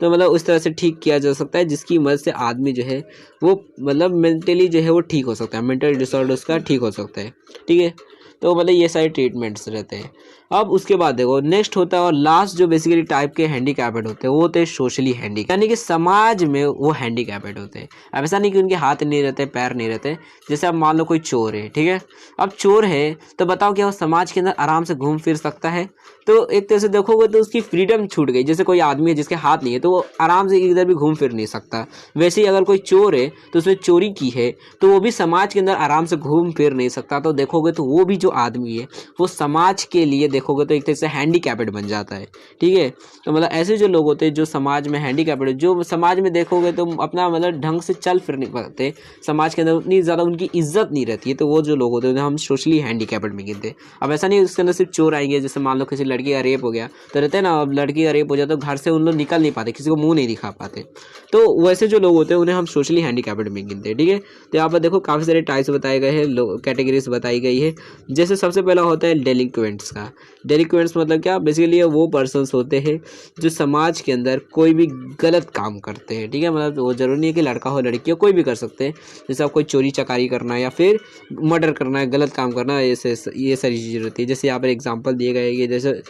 जैसे कि देखो ट्रॉन्सी होता है, बेसिकली इसका मतलब होता है कि जैसे आपको मान लो कोई कुछ बोल रहा है करने के लिए, जैसे मान लो आपका मैनेजर है, आपका सेट है, उसने बोला भाई ये करके रख देना, आपने बोला हाँ कर दूंगा, लेकिन आपने फिर वो काम नहीं किया, ठीक है। मतलब ऐसे जो लोग होते हैं, आप बताओ आपके मैनेजर का आपने काम नहीं किया, तो ऐसे टाइम पर आप मैनेजर से बात करने में भी डरोगे कि अरे भाई मेरे को चिल्लाएगा मैनेजर। तो ऐसे जो लोग होते हैं वो भी आते हैं हैंडीकैपेड के अंदर। मतलब डेलिकेट मतलब होता है कि वो लोग जो गलत काम करते हैं, जैसा उनको बोला गया है लॉस और रूल्स के हिसाब से वो काम नहीं कर रहे हैं, ठीक है। जो भी लॉस रूल्स बने हैं उनके हिसाब से वो काम नहीं कर रहे, गलत काम कर रहे, जिसके वजह से समाज के अंदर वो ढंग से चल फिर नहीं पाते या फिर अपनी बात को नहीं बोल पाते, ठीक है। मतलब समाज के अंदर मुंह दिखाने लायक नहीं रह जाते ऐसे लोग। अब जैसे मान लो कोई एल्कोहलिज्म है, कोई ड्रग्स लेता है या दारू पीता है, बहुत नशेड़ी है, तो ऐसे लोग भी मतलब समाज के अंदर हैंडीकैपेड होते हैं। उसके बाद सेक्सुअल ऑफेंस, मान लो कोई आदमी है जो मतलब किसी लड़की का मतलब रेप कर देता है, तो बताओ वो जो आदमी जो रेपिस्ट है, तो वो भी मतलब देखोगे तो उतना फ्रीली किसी को मुंह नहीं दिखा सकता, हाँ भाई मैंने रेप किया था, मतलब ऐसे दिखा नहीं सकता ना, तो वो भी सोशली हैंडीकैपेड बन जाते हैं। थीफ, रॉबर, मर्डरर की जो मतलब ऐसे चोरी चकारी या फिर मर्डर करते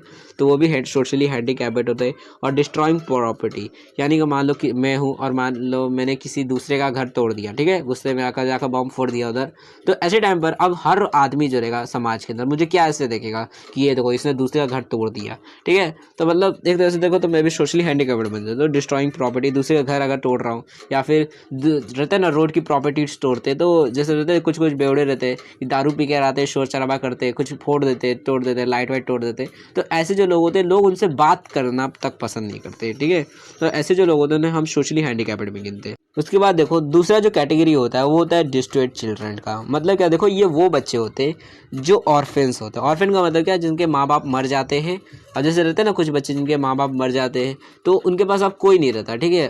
अकेले रहते हैं। तो बेसिकली ऐसे जो बच्चे रहते हैं वो काफ़ी सारे गलत काम भी कर सकते हैं, और साथ ही में देखो काफ़ी सारे बच्चे रहते हैं जिनको रोड पे भीख मांगनी तक पड़ जाती है, ठीक है। माँ बाप नहीं है, कोई है नहीं, उनको कुछ पता नहीं है, कुछ लोगों ने उनको घर भीख मंगवाने के लिए बैठा दिया। तो ऐसे जो बच्चा, मान लो कोई भिखारी बच्चा है, और अगर वो मान लो आपके आसपास में आता है, आपके बाजू आपके घर में आता है और बोलता है भैया थोड़ा मैं आपके बाजू में ही रहने वाला हूँ, तो फिर भी क्योंकि आप सोचोगे ये आदमी भिखारी है, तो भिखारी के साथ कोई उतना बात नहीं करना चाहेगा। तो ये जो आदमी रहेगा ये भी सोशली हैंडीकैप्ड बन जाते हैं। जो मतलब ऐसे ऑर्फन वाले बच्चे होते हैं, जो मतलब इस तरह के मतलब भीख मांगना या फिर और जो गलत काम कुछ रहते हैं, तो वो सारी चीज़ें करते हैं, तो वो भी सोशली हैंडीकैप्ड बन जाते हैं। तो उसके बाद होता है विक्टिमाइज्ड पर्सन, यानी कि बेसिकली ये वो लोग होते हैं, मतलब मान लो आप किसी के साथ कुछ गलत हो गया, कोई लड़की थी उसका रेप हो गया, तो ऐसे लोग होते हैं वो भी सोशली हैंडीकैप्ड बन जाते हैं। अब कोई लड़की का रेप हो जाता है तो वो मुंह दिखाने लायक नहीं रहती है कि अब मैं मुंह कैसे दिखाऊंगी लोगों को, मेरी तो नाक कट गई समाज के अंदर, मैं लोगों को कैसे मुंह दिखाऊंगी, बाहर कैसे निकलूंगी।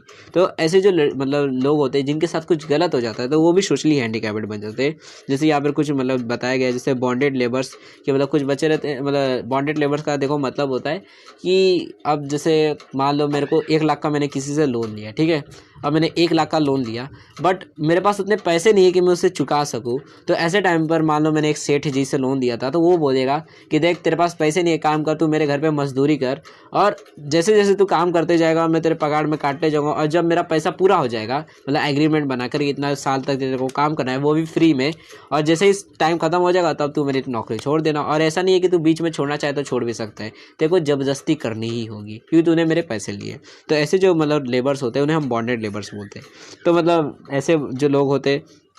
ये भी सोशली हैंडीकैप्ड होते हैं। चाइल्ड लेबरर्स, रेप विक्टिम्स, उसके बाद चिल्ड्रन फोर्सेड इन बेगिंग, मतलब जो बच्चे रहते हैं जिनको ज़बरदस्ती भिखारी बना दिया जाता है मतलब भीख मांगने के लिए, तो वो बच्चे भी। Women forced into post basically prostitution का मतलब होता है जो रेड लाइट एरिया रहता है ना, जहाँ पर लड़कियों को बेसिकली पैसों के लिए मतलब बेच दिया जाता है या फिर सेक्स करने के लिए पैसे दिए जाते हैं, वो जो एरिया रहता है उसे हम प्रोस्टिट्यूशन बोलते हैं, ठीक है। तो मतलब औरतों को ज़बरदस्ती वहाँ पे भी डाला जाता है। उसके बाद देखो चिल्ड्रन अब्यूस्ड फिजिकली, यानी कि मतलब उनको फिजिकली मतलब उनके साथ गलत किया जाता है, उनको पीटा जाता है, वो सारे जो लोग होते हैं ये सब सोशली हैंडीकैप्ड में आते हैं, ठीक है। उसके बाद नेक्स्ट जो कैटेगरी होती है वो होती है प्रॉब्लम चिल्ड्रन की। अब बेसिकली इसका मतलब क्या होता है, देखो प्रॉब्लम चिल्ड्रन का मतलब क्या होता है, ये जो बच्चे रहते हैं ये नॉर्मल रहते हैं, ठीक है, ऐसा कोई नहीं कि इनके अंदर कोई बहुत बड़ी प्रॉब्लम रहती है, ये एक नॉर्मल ही बच्चे रहते हैं जो हर तरीके से ठीक ठाक रहते हैं। बट प्रॉब्लम ये रहती है कि समाज के अंदर ये एडजस्ट नहीं हो पाते, मतलब एडजस्टमेंट में इनकी प्रॉब्लम रहती है कि जैसे मान लो किधर जा रहे हैं, स्कूल में जा रहे हैं, तो स्कूल में जाने में इनको ढंग से इनको जमता नहीं है बच्चे लोग को, ऐसे मतलब जो बच्चे रहते हैं कि मतलब स्कूल में जाते हैं तो ये बच्चे जो रहते हैं जो मतलब इनको प्रॉब्लम रहती है, तो उनको ये लगता है कि सारे बच्चे जो रहते हैं वो मेरे को घूर घूर के देखते हैं,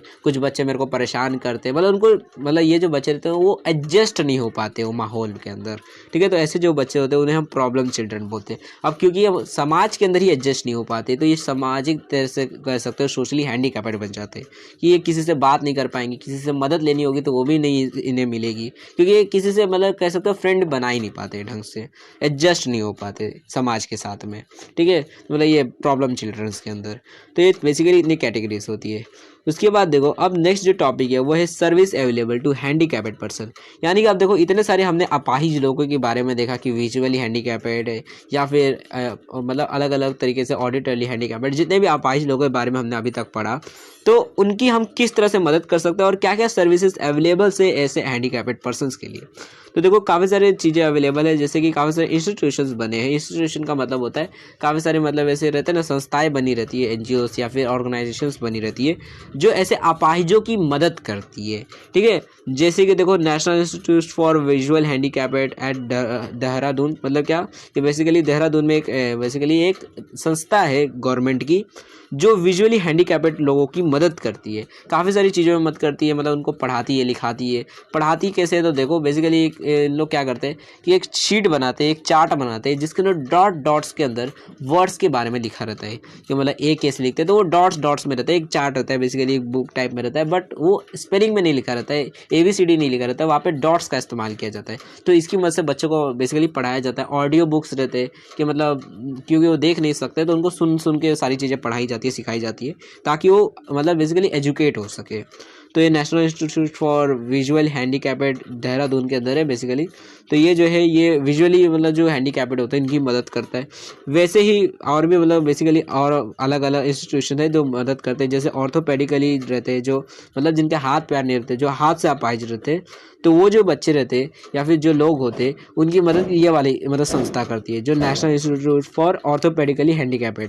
जो कोलकाता के अंदर है, ठीक है। मतलब ये अपाहिज लोगों की मदद करती है जिनके हाथ पैर नहीं होते। उसके बाद देखो नेक्स्ट जो बेसिकली संस्था होती है वो होता है अली अवर जंग national institute for hearing handicapped. Basically ये जो बेसिकली संस्था रहती है ये भी सरकारी है, मतलब जितने भी देखो नॉर्मली सबके सब सरकारी है, गवर्नमेंट की संस्था है, मिनिस्ट्री ऑफ हैंडी डिसेबिलिटी की मतलब है। तो ये जो बेसिकली संस्था है ये वो अपाहिजों की मदद करती है जो सुन नहीं पाते, और देखोगे तो ये बहरों और गूंगे दोनों की मदद करती है, जो सुन और बोल नहीं पाते, ठीक है, जो बहरे गूंगे होते हैं तो ये उनकी मदद करती है। और इसके अलग अलग जगह पे सेंटर्स भी, ऐसा नहीं कि सिर्फ एक ही कोलकाता के अंदर ही इनके खाली है, मतलब बेसिकली ये जो संस्था है ये मुंबई के अंदर मेन इनका ब्रांच है और अलग अलग जगह पे भी काफ़ी ज़्यादा फैले हैं, जैसे दिल्ली, हैदराबाद, कोलकाता, हर जगह फैले हुए हैं, ठीक है। अब देखो इसका जो मेन ब्रांच है वो है सिकंदराबाद, बेसिकली इसका ये मेन ब्रांच है और काफ़ी जगह पे ये भी फैला हुआ है, ठीक है। मतलब इसके भी काफ़ी सारे और भी सेंटर्स हैं जहाँ पर ये लोगों की मदद करते हैं, ठीक है। अब बेसिकली ये जो इंस्टीट्यूशन है, देखो आपको एक चीज़ समझा देता हूँ, देखो ये जो इंस्टीट्यूशन है ये मेन क्या करते हैं, देखो कि दो ऐसे अपाहिज बच्चे रहते हैं उनको पढ़ाते हैं, लिखाते हैं और काफ़ी सारे टीचर्स होते हैं जिनको ट्रेन करते हैं कि आप किस तरह से अपाहिजों को पढ़ा सकते हो, और अलग अलग सेंटर्स में उनको बैठा देते हैं। मतलब जो देश हमारा है उनके अलग अलग कोनों में ऐसे टीचर्स को भेज दिया जाता है ताकि वो अपाहिजों की मदद कर सके। तो मतलब ये इंस्टीट्यूशन इस तरह से करती है और अपना ब्रांच फैलाते फैलाते पूरे देश के अंदर जितने भी अपाहिज लोग हैं उनकी मदद करती है। उसके बाद देखो नेक्स्ट जो बेसिकली सर्विस जो अवेलेबल की गई है वो है मिनिस्ट्री ऑफ वेलफेयर। यानी क्या कि देखो मिनिस्ट्री ऑफ वेलफेयर मतलब कि देखो ये वो वेलफेयर मतलब क्या कि देखो जो अपाहिज लोग होते हैं उनके लिए गवर्नमेंट ने काफ़ी सारी मदद करने के लिए बेसिकली मिनिस्ट्री बनाई गई है कि मतलब जो अपाहिज लोग होते हैं, ठीक है, हैंडीकैप्ड होते हैं, तो उनकी मदद करने के लिए बनाई गई है, ठीक है, मिनिस्ट्री। तो इसके अंदर होता क्या देखो कि जो डिपार्टमेंट ऑफ डिसेबिलिटी अफेयर है बेसिकली ये बेसिकली एक डिपार्टमेंट है जो ऐसे अपाहिजों की स्टडी करता रहता है कि हमारे देश में कितनी अपाहिज है, उनकी स्टडी करता है और उस हिसाब से फिर गवर्नमेंट को इन्फॉर्मेशन देता है और गवर्नमेंट गवर्नमेंट फिर उस हिसाब से बजट अलॉट करती है कि आपको इनकी मदद करने के लिए कितना पैसा दिया जा रहा है। तो जैसे 2018 में दिया गया था कि मतलब 2018 में गवर्नमेंट ने बजट दिया था कि मतलब बेसिकली ये जो अपाहिज है इनकी मदद के लिए 1070 करोड़ दिए गए थे। मतलब इतने पैसे दिए गए थे कि मतलब अपाहिजों की हित में इस्तेमाल किए जाए, कि मतलब उनकी ग्रोथ होने के लिए। अब बेसिकली किस तरह से तो हो सकता है इनको अलग अलग कंपनीज में जॉब दिया जाए, या फिर इनके एजुकेशन के लिए, इनको पढ़ाने लिखाने के लिए, इनको कुछ सिखाने के लिए वहाँ पर इन पैसों को इस्तेमाल किया जाता है। ठीक है, तो मतलब बेसिकली अलग अलग जगह पे पोस्ट पे हो सकता है बैठाया जाए, जैसे सरकारी नौकरी में इनको दिलाया जाता है। जैसे देखो गवर्नमेंट का ही एक स्कीम है, बेसिकली कह सकते हो कि गवर्नमेंट जो है उन्होंने अपाहिजों के लिए सीट रिजर्व करके रखी है। जैसे रहता है ना कि छोटी कास्ट के लिए,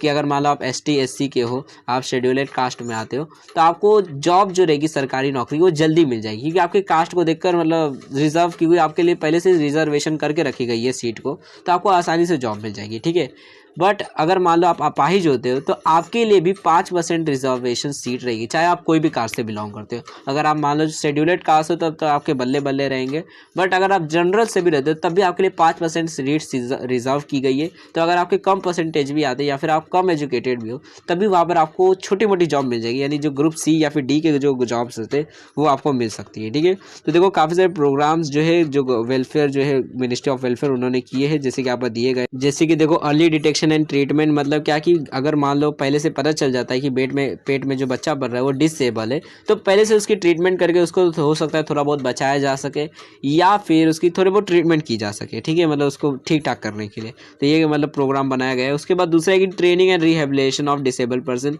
यानी जो बच्चे ऐसे डिसेबल होते हैं या फिर जिनका शरीर ढंग से काम नहीं करता, तो उनकी ट्रेनिंग करवाई जाए या फिर उनका ट्रीटमेंट करवाकर उन्हें ठीक किया जाए। ठीक है, मतलब ये दोनों में से कोई भी एक चीज़ करवा देते हैं। ठीक है, तो मतलब प्रोग्राम्स इन्होंने किए हैं। ओके, उसके बाद देखो नेक्स्ट जो होता है वो होता है अवार्ड एंड स्कॉलरशिप। मतलब क्या, बेसिकली तीसरी जो सर्विस मिलती है हैंडीकैप्ड को वो होता है कि देखो काफ़ी सारी ऑर्गेनाइजेशंस होती है, संस्थाएं होती है, जो मतलब ऐसे जो अपाहिज बच्चे होते हैं उनको स्कॉलरशिप दे देती है। मतलब आप फ्री में पढ़ सकते हो, कि अगर मान लो कोई बच्चा है जो काफ़ी ज़्यादा पढ़ाई में तेज है, ठीक है, जैसे आपने फिल्मों में देखा हो काफ़ी सारे बच्चे रहते हैं जिनके हाथ नहीं रहते, बट काफ़ी ज़्यादा वो उनको पढ़ने में मतलब अच्छा लगता है, जिसकी वजह से वो पेपर में लिखना चाहते हैं बट हाथ नहीं है तो वो दूसरे से पेपर लिखवा देते हैं, बट बताते हैं आंसर वही है बट दूसरा कोई लिख देता है। ठीक है, तो ऐसे जो बच्चे होते हैं जो पढ़ाई या फिर किसी चीज़ में बहुत सारे तेज रहते हैं, चाहे वो स्पोर्ट हो किसी भी चीज़ में हो, तो उनकी मदद बेसिकली ये जो स्कॉलरशिप देकर या फिर और चीज़ें अवार्ड देकर ये ऑर्गेनाइजेशंस करती है, संस्थाएँ करती है। ठीक है, वो गवर्नमेंट की भी हो सकती है, प्राइवेट भी हो सकती है।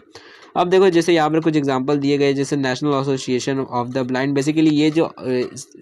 एसोसिएशन है, संस्था है, ये क्या करती है कि जो बच्चे अंधे होते हैं, ठीक है, उनकी ये मदद करती है, उनको स्कॉलरशिप देकर कि आप पढ़ाई लिखाई कर सकते हो इस स्कॉलरशिप से, या फिर ट्रेनिंग मतलब बेसिकली जो भी आप चीज़ कर रहे हो, स्पोर्ट्स मान लो कोई स्पोर्ट्स में हो तो वहाँ पर आपकी ये मदद कर सकते हैं। ठीक है, ये बेसिकली जो एसोसिएशन है, और ये सिर्फ अंधे लोगों की मदद करती है, जो मुंबई के अंदर इनकी मेन ब्रांच है।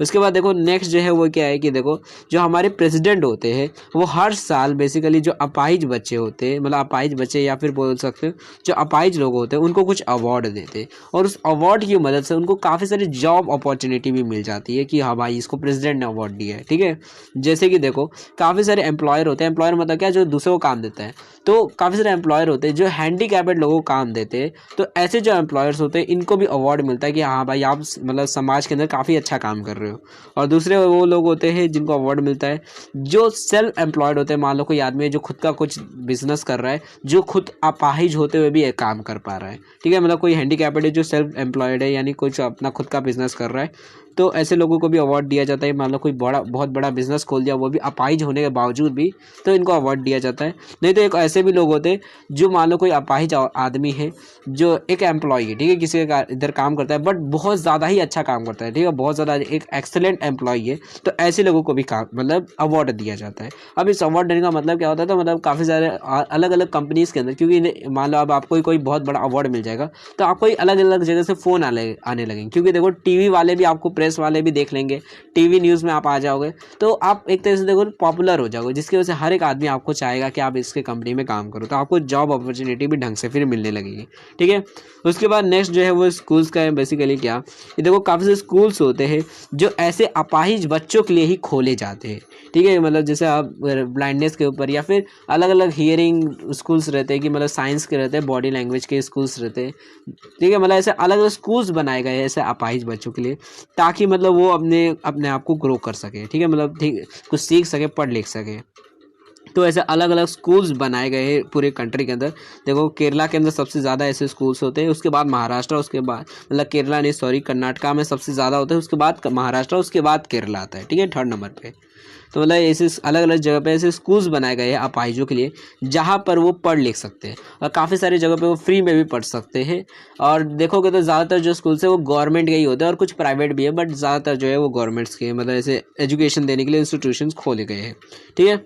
तो यहाँ पर देखो ये जो स्कूल्स होते हैं, यहाँ पर 5% जो है वो रिजर्व करके रखी जाती है सीट यहाँ पर भी, कि मतलब अगर आप चाहते हो, मान लो आप अपाहिज हो और आप बहुत ज़्यादा ठीक ठाक पढ़ लेते हो, और अगर आप चाहते हो कि आपके पास मान लो उतना पैसा नहीं है, ठीक है, उतना फीस भरने लायक पैसा नहीं है, तो अगर आप ठीक ठाक ला देते हो, तो जैसे रहता है ना, अगर आप छोटी कास्ट के हो तो आपको कोई से भी सरकारी स्कूल में, सरकारी कॉलेज में कम फीस में ही आपका एडमिशन हो जाता है, तो वैसे ही यहाँ पर भी आपका कम फीस में एडमिशन हो जाएगा। 5% रिजर्व आपके लिए सीट रखी जाएगी कॉलेजेस स्कूल्स के अंदर। ठीक है,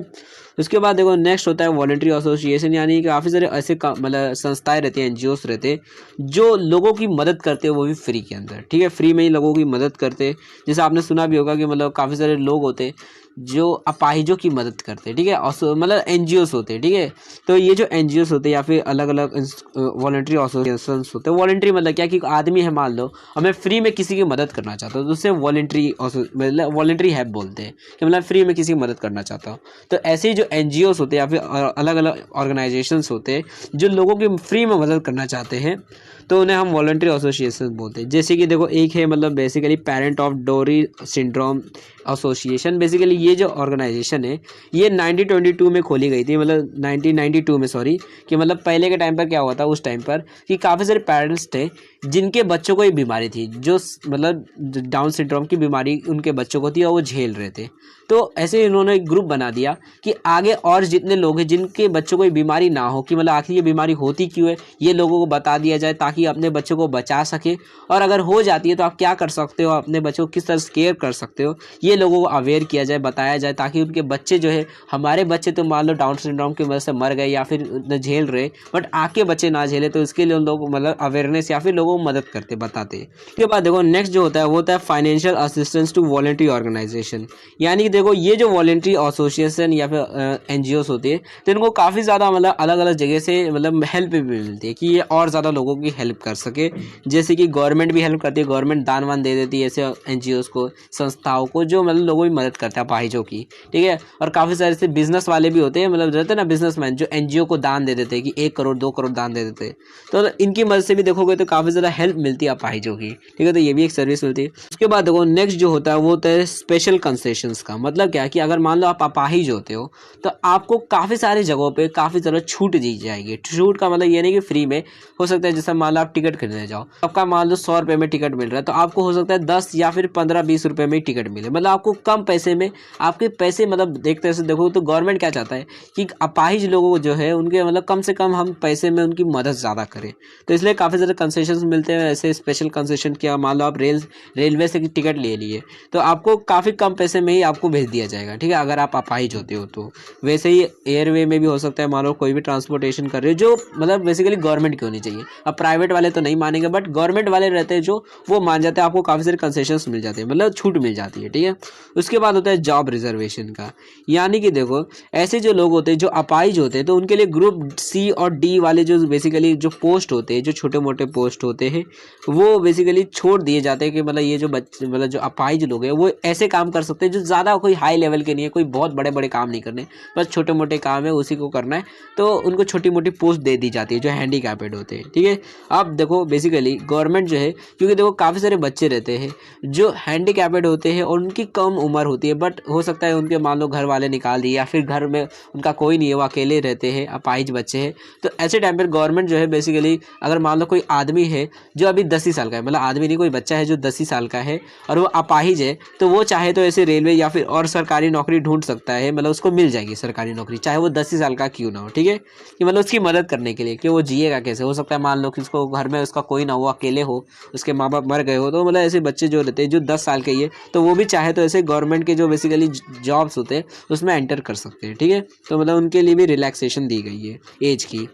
उसके बाद नेक्स्ट होता है स्पोर्ट्स एंड कल्चरल एक्टिविटीज़। यानी कि देखो काफ़ी सारे स्पोर्ट्स में भी ऐसे अपाहिजों की बेसिकली मतलब कह सकते हो कि प्रवृत्ति मतलब उनकी एंट्री हो सकती है, ठीक है। जैसे कि महाराष्ट्र के अंदर ही या फिर नेशनल लेवल पे ही एक गेम होता है जिसको पैरा ओलंपिक गेम बोलते हैं, ठीक है। जैसे ओलंपिक होता है तो ओलंपिक नॉर्मल लोगों के लिए होता है, ठीक है। तो एक होता है पैरा ओलंपिक। इसके अंदर क्या होता है कि जितने भी अपाहिज लोग होते हैं उनके लिए ओलंपिक होता है एक तरीके से,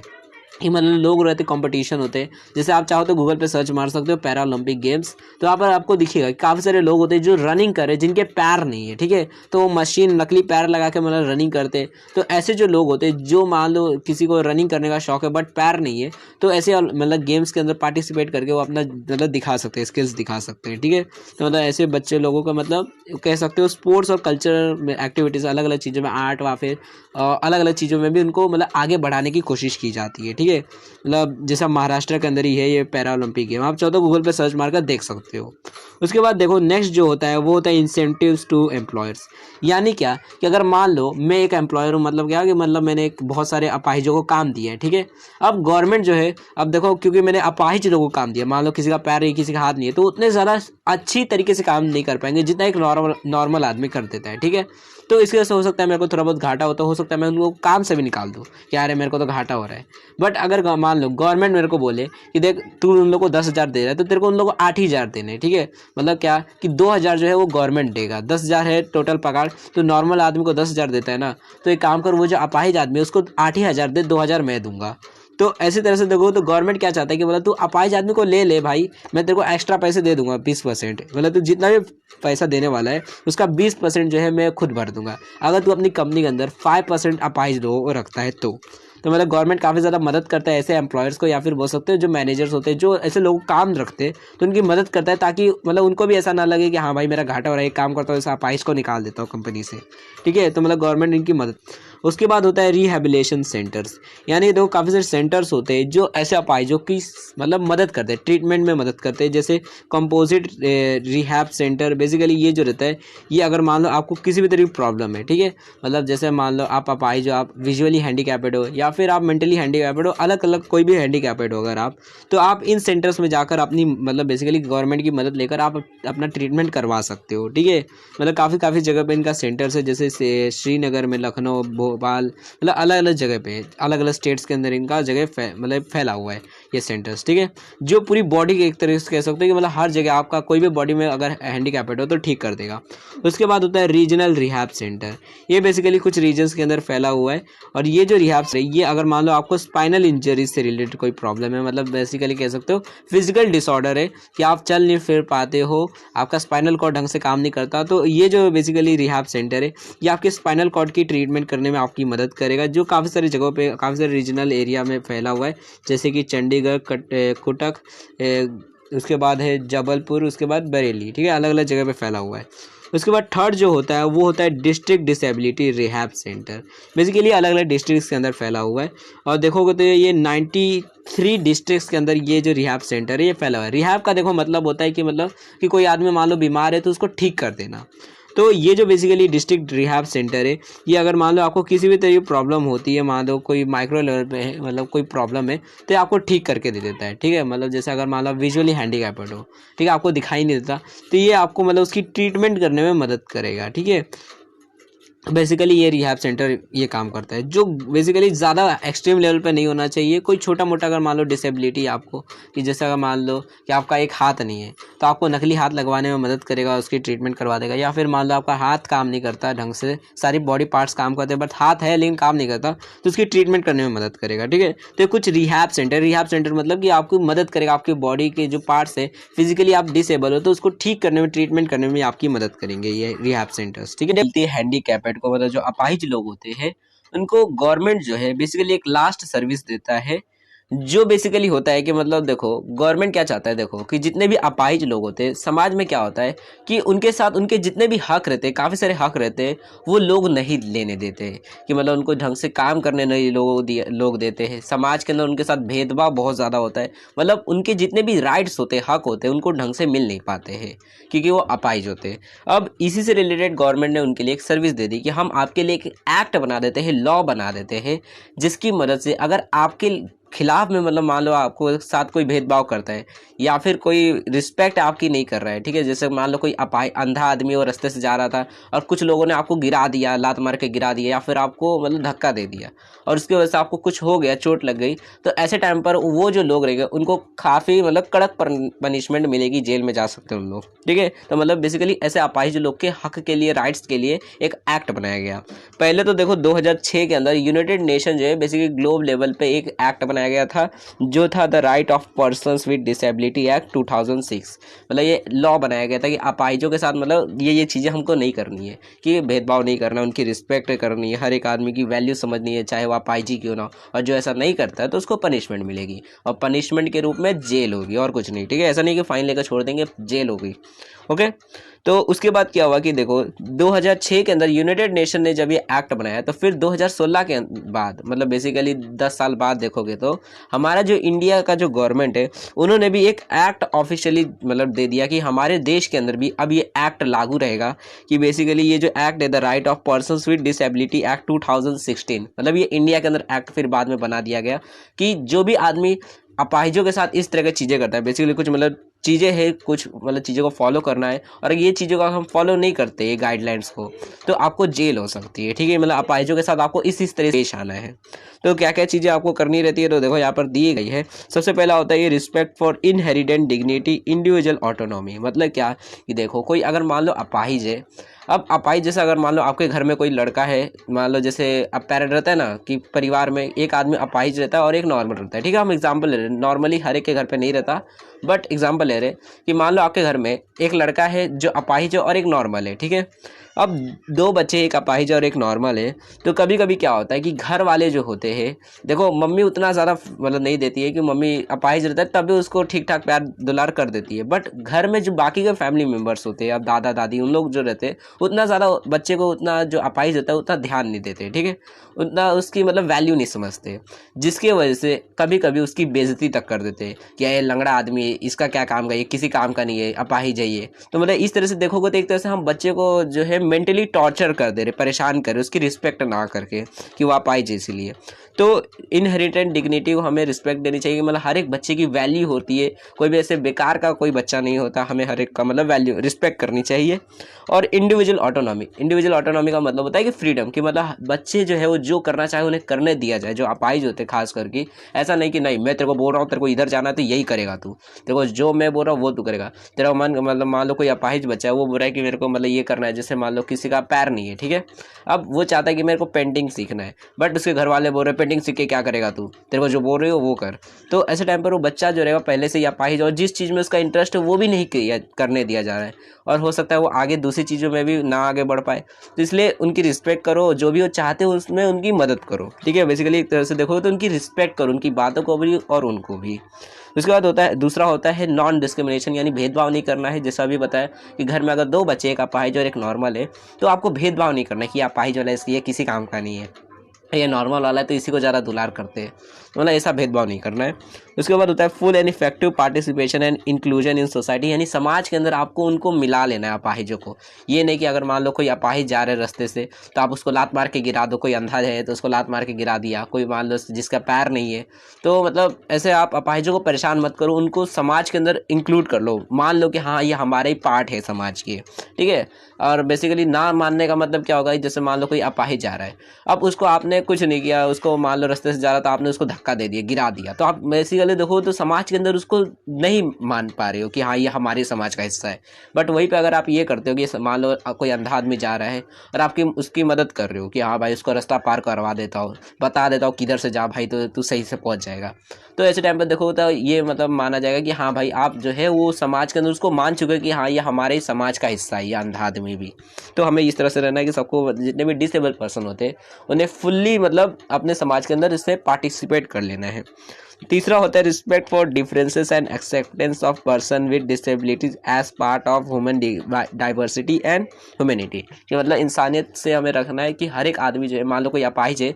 तो हमें उसको ये बेसिकली अपने सोसाइटी का पार्ट मान लेना है और उन्हें रिस्क नहीं है, इज्जत देनी है। कि कोई अंधा जा रहा है तो उसकी रिस्पेक्ट करो, ये नहीं कि ये अंधा जा रहा है इसको इसका मुंह नहीं देखने का, या फिर ये अंधा जा रहा है तो उसको परेशान करने का। ठीक है, कोई अंधा जाता है नहीं, कोई कुछ रहते टप्परी लोग रहते हैं परेशान करने लग जाते हैं, कोई पागल रहता है तो उसको परेशान करने लग जाते हैं। ठीक है, तो वो सारी चीज़ें नहीं करनी, उनकी रिस्पेक्ट करनी है। एक अंदर से फीलिंग आती है ना, अरे बेचारा अंधा है उसकी मदद कर देता हूँ, तो ये वाली फीलिंग रखनी है। उसके बाद होता है इक्वलिटी ऑफ अपॉर्चुनिटी, यानी कि हर एक को इक्वली अपॉर्चुनिटी देनी, चाहे वो नॉर्मल आदमी हो या फिर वो अपाहिज हो। ठीक है,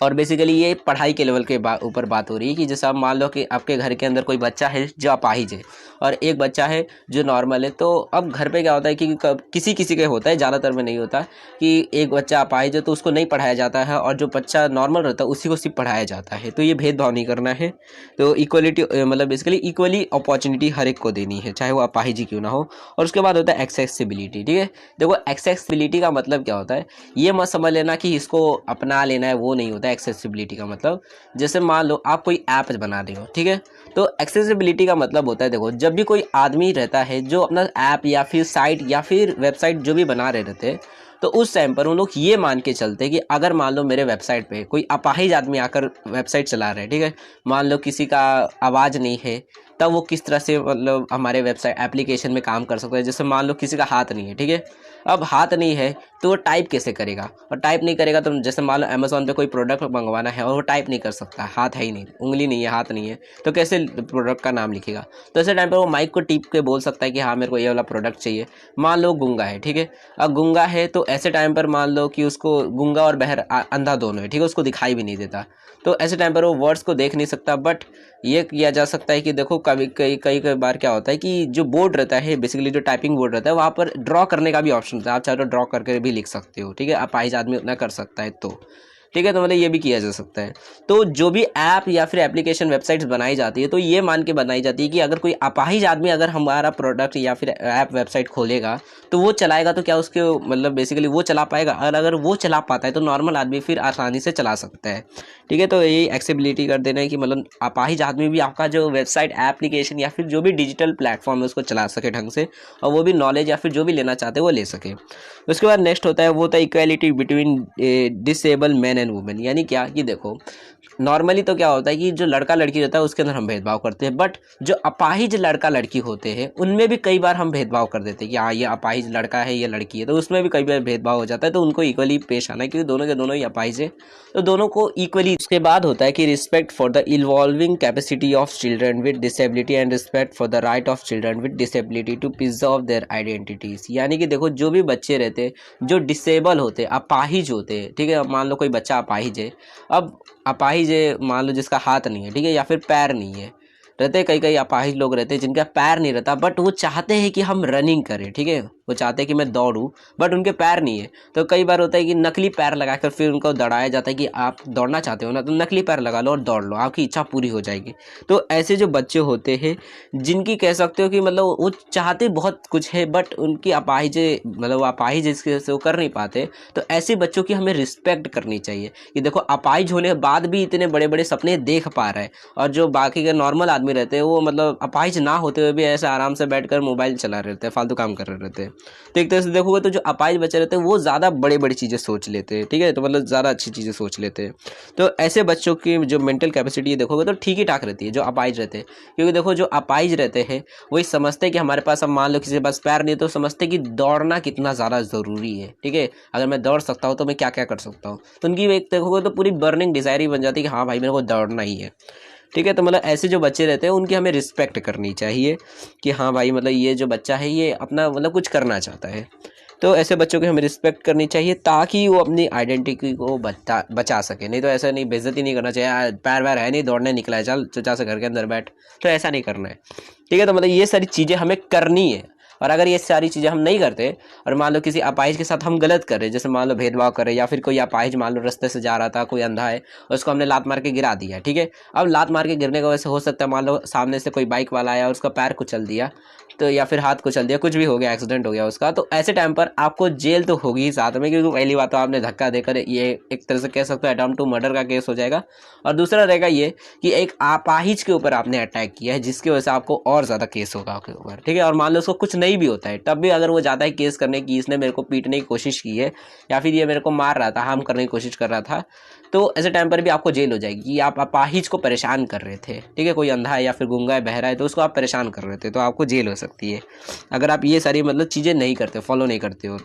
तो बेसिकली ये लॉ बनाया गया था ताकि हम अपाहिजों का जो हक है उन्हें दिला सके और समाज के अंदर उनके साथ भेदभाव ना हो। इसके लिए एक्ट लॉ बनाए गए थे कि अगर जो लोग फॉलो नहीं करेंगे उनको हम लोग जेल में डाल देंगे, ठीक है। तो ये सारी सर्विसेज मिली है पूरे जितने भी अपाहिज लोग होते हैं उन सबको। अब देखो यहाँ पर हमारा जो सेकंड चैप्टर है बेसिकली कंसेप्ट ऑफ डिस्पैरिटी 1, ये खत्म हो जाता है, ठीक है। अब यहाँ पर देखो ये बेसिकली आज का जो लेक्चर था इसके अंदर हमने काफ़ी सारे मतलब बॉडी पार्ट्स के बारे में जाना, काफ़ी सारी चीज़ें जानी। इतना अगर और पढ़ लेते तो हम लोग डॉक्टर भी बन जाते कहीं।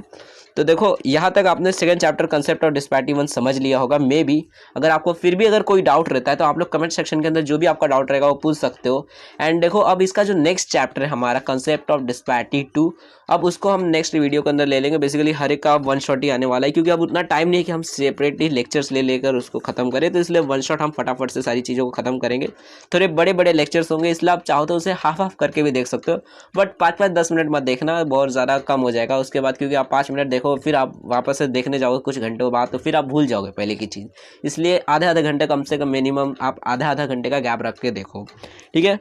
सो देखो अब ये जो चैप्टर है हमारा कंसेप्ट ऑफ डिस्पैरिटी 1 यहाँ पर ख़त्म हो जाता है। एंड अब इसके बाद हम अपना थर्ड चैप्टर जो है कंसेप्ट ऑफ डिस्पैरिटी 2 उसको स्टार्ट करेंगे। देखो हमारा ये जो सेकंड चैप्टर है इसके अंदर हम लोग सिर्फ इतना जाने हैं कि देखो कितने टाइप्स के अलग अलग तरीके के डिस्पैरिटीज हम करते हैं समाज के अंदर, ठीक है। भेदभाव करते, लोगों को बांट देते अलग अलग ग्रुप्स के अंदर। बट नेक्स्ट चैप्टर के अंदर हम लोग ये पढ़ेंगे कि देखो हम अलग अलग तरीके से लोगों को बांट तो देते, डिस्पैरिटीज तो कर देते, बट इसके वजह से आखिर होता क्या है, क्यों, मतलब बेसिकली होता क्या है। जैसे आपने सुना है ना, धर्म के लिए लोग लड़ाई करते हैं कि मैं ये धर्म का आदमी, कास्ट की वजह से लोग लड़ाई करते हैं, मैं बड़ी कास्ट का हूँ, मैं छोटी कास्ट का हूँ, तो ऐसे मारपीट करते रहते हैं ना। तो उसी के बारे में सारी चीज़ें नेक्स्ट चैप्टर के अंदर बताई गई है कि कैसे ये जो डिस्पैरिटीज़ है इनके वजह से काफ़ी सारी चीज़ें समाज के अंदर होती है, काफ़ी सारे कॉन्फ्लिक्ट्स होते हैं, झगड़े झुगड़ी होती है। तो वो सारी चीज़ें हमारे नेक्स्ट चैप्टर के अंदर बताई गई है जो है कंसेप्ट ऑफ डिस्पैरिटी 2, ठीक है। तो अगर आपको वो वाला चैप्टर देखना है तो देखो वो हमारे चैनल पर जल्दी ही हमारा नेक्स्ट लेक्चर जो आएगा उसके अंदर वो आ जाएगा, क्योंकि देखो अब हम जल्दी वन शॉट ही लेंगे, क्योंकि इतना टाइम नहीं है कि हम एक एक लेक्चर्स लें और आपको हर एक चीज़ समझाए, क्योंकि देखो वैसे भी मैं आपको डिटेल में ही समझा दे रहा हूँ वन शॉट में भी, तो लेक्चर्स लेकर कोई फ़ायदा नहीं है, इसलिए हम डायरेक्टली वन शॉट ही लेंगे हर एक चैप्टर का भी। ओके, तो देखो यहाँ पर मे बी आपको सारी चीज़ें समझ आ गई होगी। फिर भी अगर आपको किसी भी तरह डाउट रहता है तो आप लोग कमेंट सेक्शन के अंदर जो भी आपका डाउट रहेगा वो पूछ सकते हो। एंड देखो इसका जो नेक्स्ट लेक्चर है वो जल्दी चैनल पे आ जाएगा, तो चैनल को सब्सक्राइब कर दो और वीडियो को अपने दोस्तों के साथ में भी शेयर कर दो, ताकि वो भी इस लेक्चर को देख सके और वो भी सारी चीज़ें समझ सके कि बेसिकली इस चैप्टर के अंदर क्या क्या चीज़ें हैं, और वो भी पेपर में पास हो जाए कम से कम, नहीं तो मालूम पड़ा लुढ़क गए, ठीक है। तो दोस्तों के साथ भी शेयर कर देना। एंड अगर वीडियो को लेट देख रहे हो तब क्या टेंशन है, यहाँ पर प्लेलिस्ट आ गई होगी, यहाँ से जाकर चेकआउट कर सकते हो। इसकी नेक्स्ट जो वीडियो है वन शॉट वो आप जाकर देख सकते हो। So thanks for watching my video, अपने नेक्स्ट वीडियो में मिलेंगे।